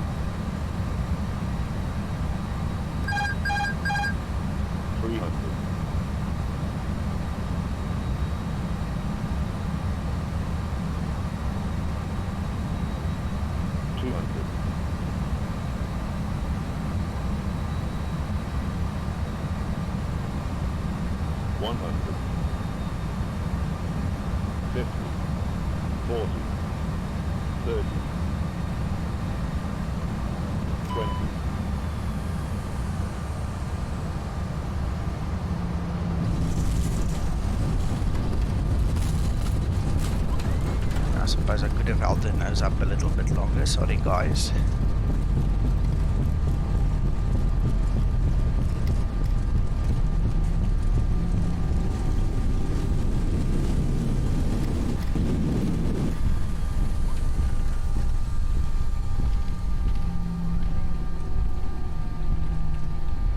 That wasn't bad, I think that was 242 foot per minute. Please remain seated with your seatbelt fastened, those seat backs and tray tables in their full upright and locked position, and all carry-on items completely stowed until we arrive at the gate. When the captain turns off the fasten seatbelt sign, use caution when opening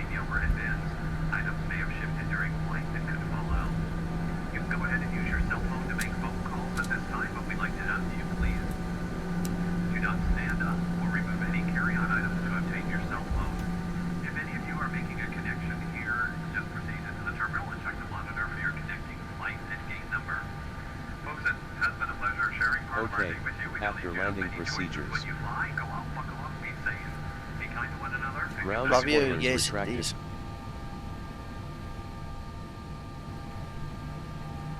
Radar off. Flaps retract. TICA standby. ATC standby.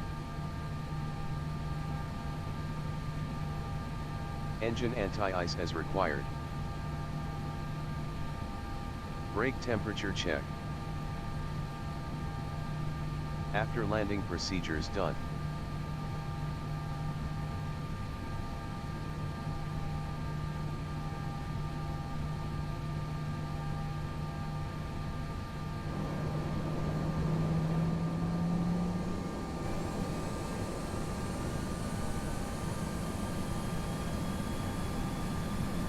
Right, so I just want to park it, switch it off, and then we'll look at the replay and then talk a little bit. Thank you, sir.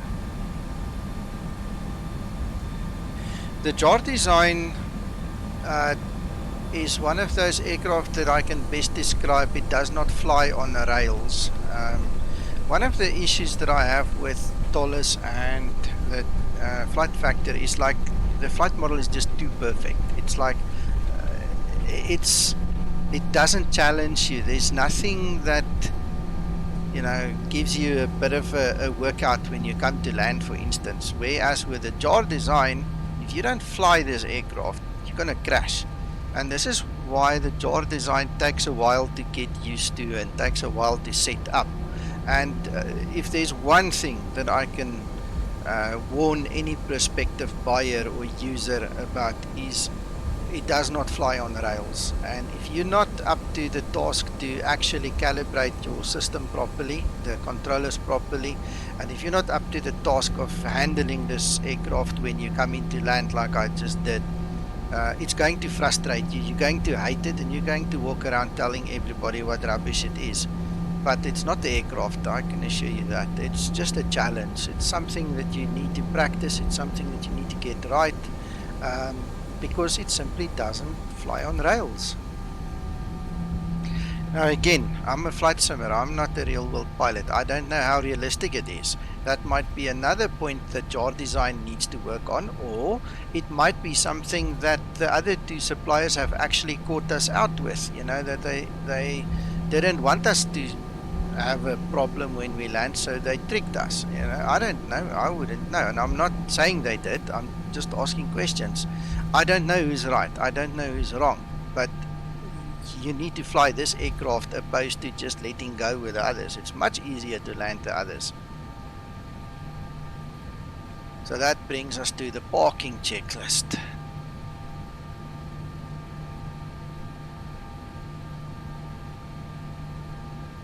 Parking procedures. Park brake handle. On. Anti-ice. Off. APU bleed. Set on. External power. Set off. Engine master switches. Set off. That's a mistake because the APU wasn't running. Oops. Set off. Still Fuel kicking pumps. just now.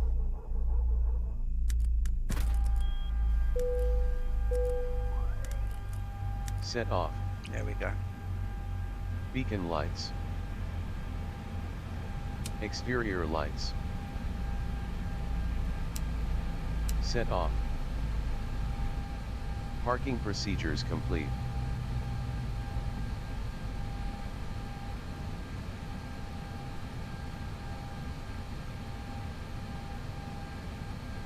Right, okay, so let's go do a bit of a look at the replay.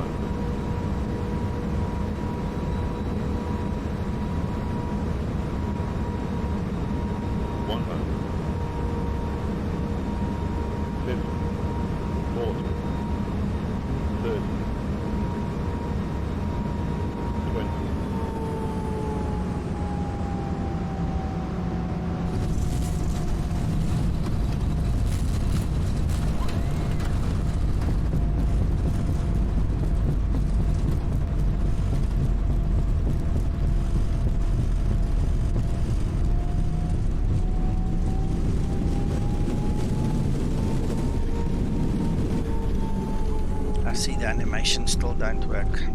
You see, guys, so there's a lot of work to be done, and not one of these aircraft are perfect. The guys all have homework to do. Let's look from the outside.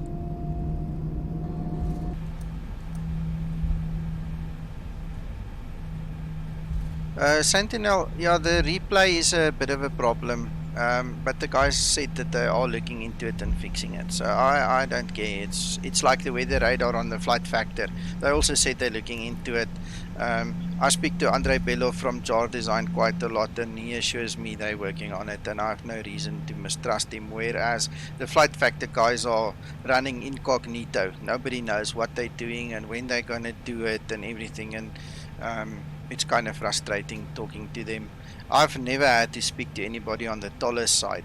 You know, I can obviously find out who to speak to and things like that, but you know, all of them have got little flaws, all of them have got issues, and I don't think the issues need to be the thing that distract you from buying them. If you want to spend $90, buy $90. If you want to spend $49.95, do that. If you want to spend $69.95 or $99, whatever the dollars cost, you know, it's up to you.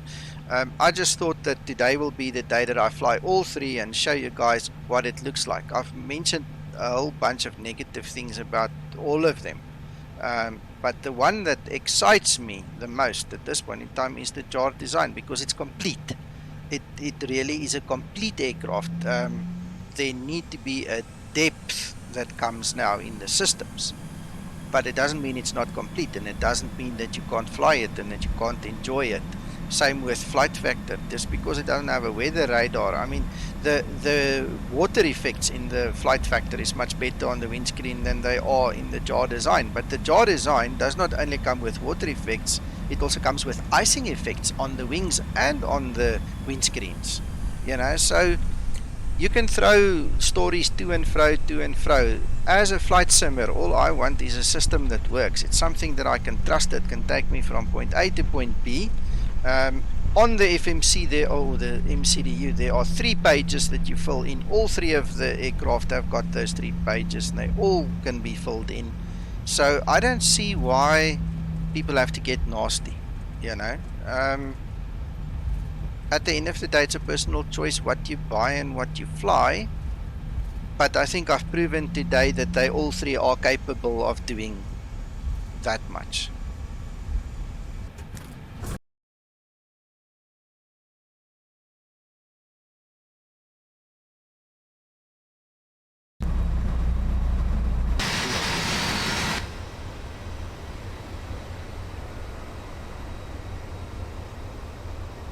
$100, $50, $40, $30,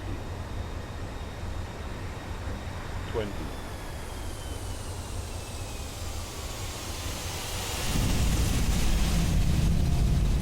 I mean, that's smooth. That's as smooth as any of the previous aircraft's landings.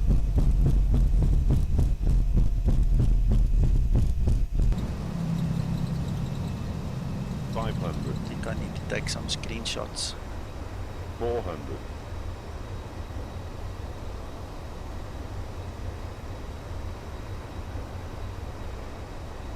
$300,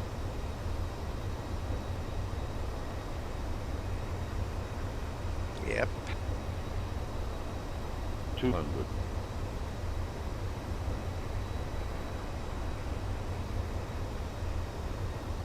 $100, $50, $40, $30, $20.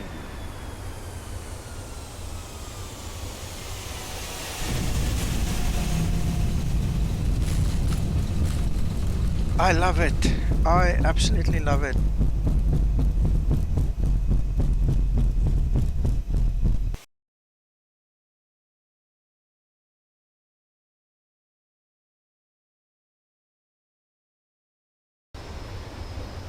$300,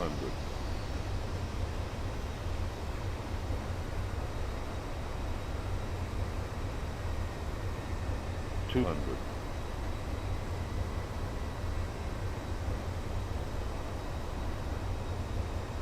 100, 50, 40, 30, 20.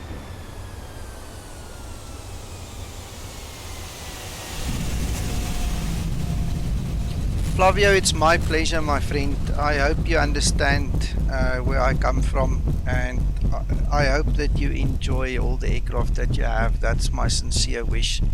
I'm not one of these crazy guys who are going to walk around with a banner of just one aircraft. I mean, there are reasons why we have multiple aircraft, and I sincerely hope that each and every one of you that watch these videos will understand that the animosity is not necessary. The craziness is not necessary. It doesn't help to be a troll or to be salty. Each of these aircraft have a place and a room in this life, and not everybody can afford $90 for an aircraft, and not everybody are happy about certain things that are missing on each aircraft, or certain things that are over the top on other aircraft. So David, I use my Cytec flight yoke system, the normal yoke.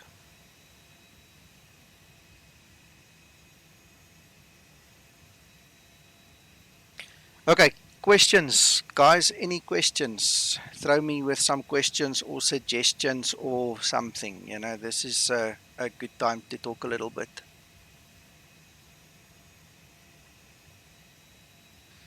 David, when I upgraded my computer, I bought an extra PCI Express, what do you call it, USB expansion card. Cost me $1,000 for that thing because it's a special thing, right? And I came home, I built it into the new machine with a new motherboard, CPU, everything that I put in there. And then I discovered that the case, that my chassis, that my PC is built into, the lips in between the opening where this expansion card fits into is too wide. So I've got, I think, 4 or 6 USB 3 ports now that I simply can't use, and I haven't had the time or the will actually to take a side cutter and cut it open so that I can actually use it, which means that my X52 Pro joystick and throttle combo is lying here in a bag so that they don't get all dusty and messed up. But I mean, I can't use them. I don't have anywhere to plug them in.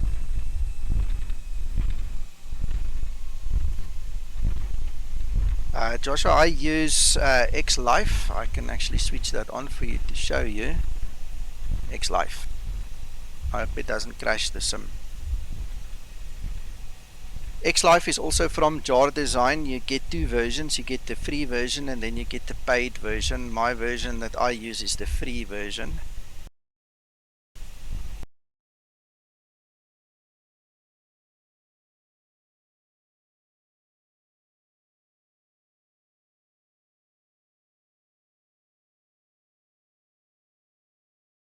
My screen's gone all white. I hate this when XP goes all white.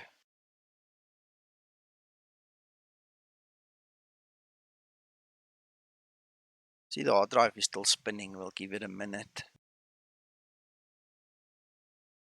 One of the biggest problems in X-Plane when it comes to AI traffic is that X-Plane was never meant to have AI traffic. It was never meant to have, you know, the audience that it does today. I think this came as a big surprise to Laminar Research in the last 2-3 years, the way that X-Plane actually expanded. So with that in mind, hardly any of the airports make provision for ground traffic. There is no ground traffic routes. There are now a couple of forums that have sprung up and that have actually started making ground routes for some of the bigger airports. But essentially, if you want to use AI in X-Plane, you need a ground route so the aircraft know how to taxi to get to the runway to take off and land. And that is a big problem in X-Plane at this point in time because nobody thought of ever making AI for X-Plane. No, Joshua, it's X-Plane only.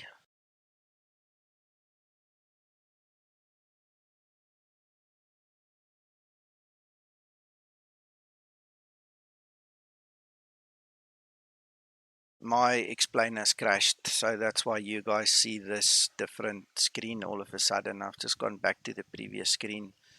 When I started X-Life, it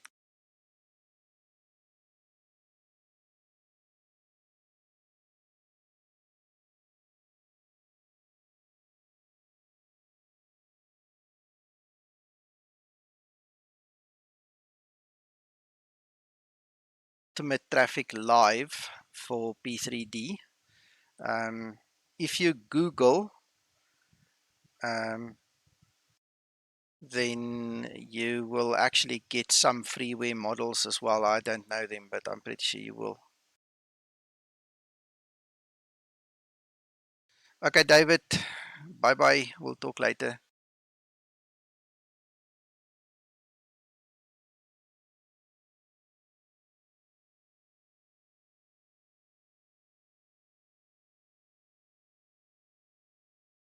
Josh, I'm not sure. FSX is old news. Nobody is really caring much about FSX right now. You'll have to go to the flight1.com website, find Ultimate Traffic Live, or one of these freeware AI traffic packages, and then read up, see if they actually support FSX.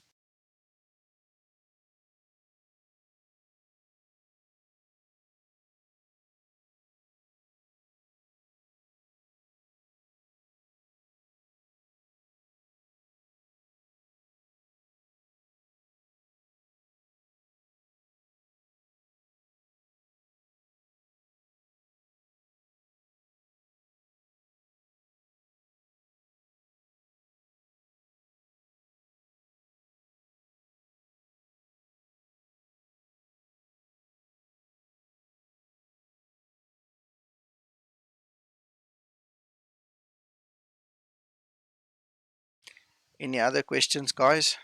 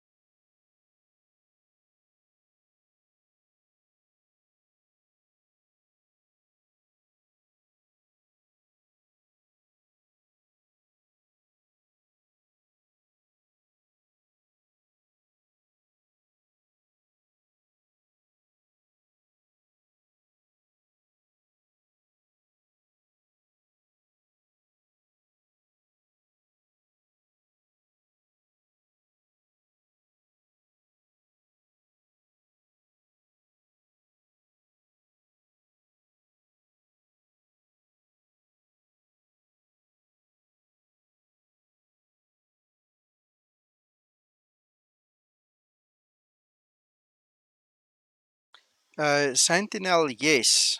With an NDB approach, you use your ADF, your automatic direction finder. You log on to the NDBs, and typically, if it's an NDB approach at the runway, you need to navigational beacons, and your two ADF needles need to be synchronized with each other to give you the flight path. So it's kind of difficult. It's old school. I don't I actually only know currently of one airport in the whole of South Africa that still uses that old technology, and that's Wonderboom Airport in Pretoria. So that's something I think that's getting phased out quite rapidly. ILS makes use of the instrument landing system, which consists of a glide slope. The NDB does not have a glide slope. You're responsible for your own altitude there. ILS will give you the glide slope, and it will give you the localizer to put you on the path of the runway, which makes it a precision approach. It's something that you can have up to Cat 3, which you can use for auto land or for literally 50-foot runway visual clearance before you have to land. So ILS is better, NDB is old, and you need different equipment.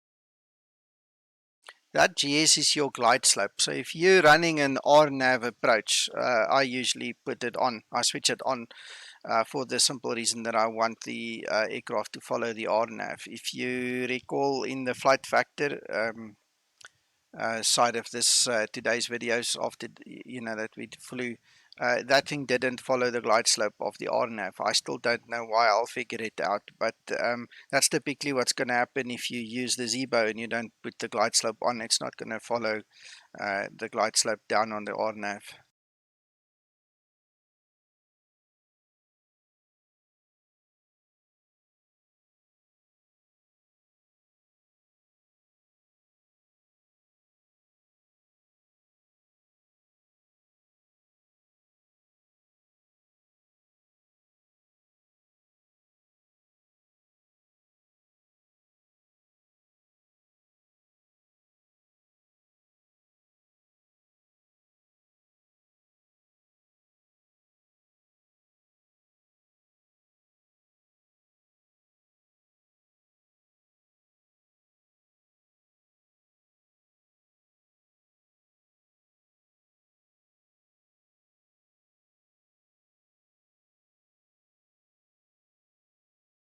Oh, don't worry about the grammar. English is also not my first language. I think in Afrikaans and then I have to translate quickly and then speak in English. So I know the suffering, don't worry.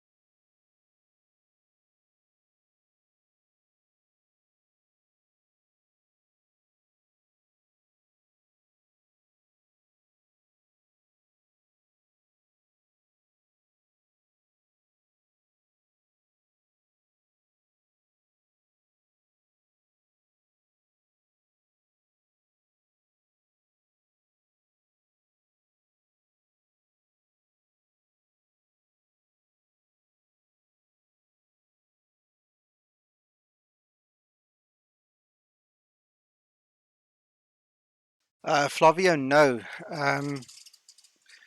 You need to get the R2 now. If you are on the JarDesign forum on their board, you need to look just below the normal inscription where we get the updates. There is the beta for this AI Copilot. You need to go to the AI Copilot beta link, and then you will find the 3.32 link in there. I don't know why Eugenie or whoever is responsible for that board never updated the link at the top of the page as well. I don't know. But it's in the same link for where you get the AI Copilot. Let me actually get it for you quickly. I can just as well do that.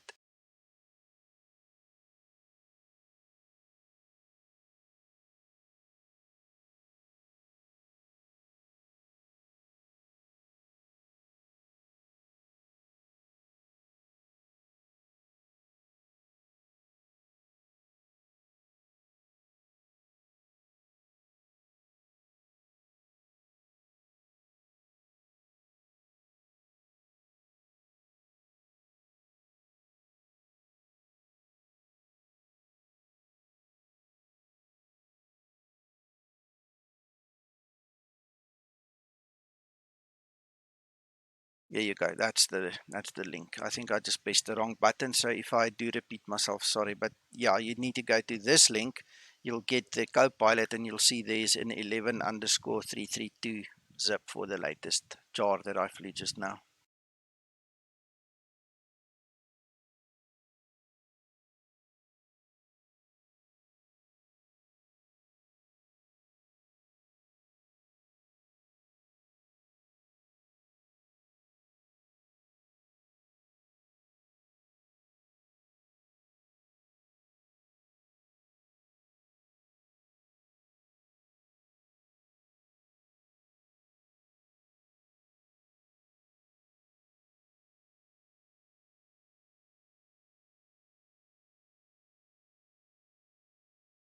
I'm not sure what else to say about all my tests today. I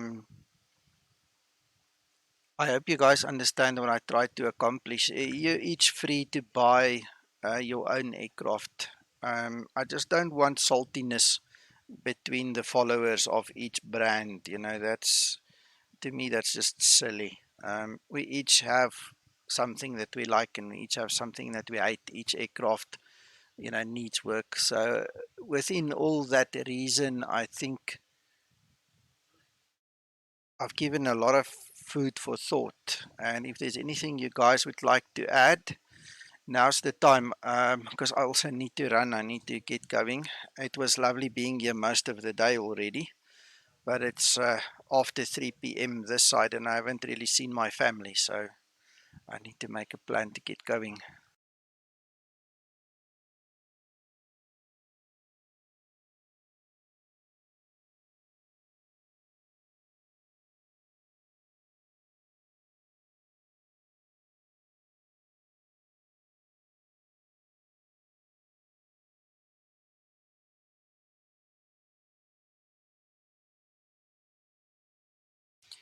Santinel, it's a pleasure, my man. Listen, do yourself a favor. In the description of the video, there should be, and if it's not, I apologize, but there should be a link to my Twitch channel.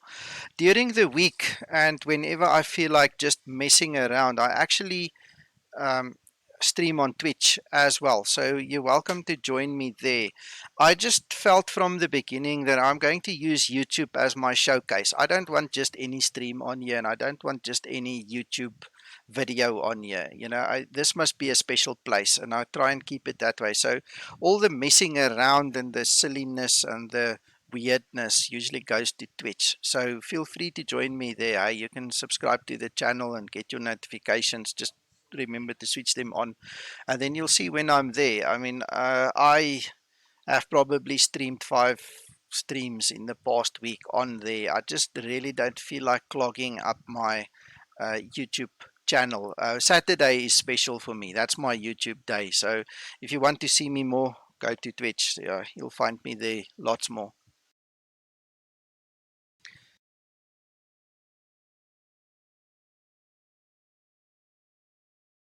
I think it's also more relaxed. I'm very tense when I'm on the YouTube thing because I really want to make it special. I want a purpose and a reason for something. Whereas on Twitch, when I do a flight and I mean, if it's for a virtual airline or something, I sometimes just switch on the stream so people can see what I'm doing, you know. So it's much more relaxed over there. Right, guys. Thank you. God bless you all. I hope you have a wonderful time until we speak again. You're welcome to find me on Facebook and all the other places that's listed here. So we'll speak soon. And if you've got questions, you can send them or save them for next time. Bye bye now. Have a great weekend. Bye bye.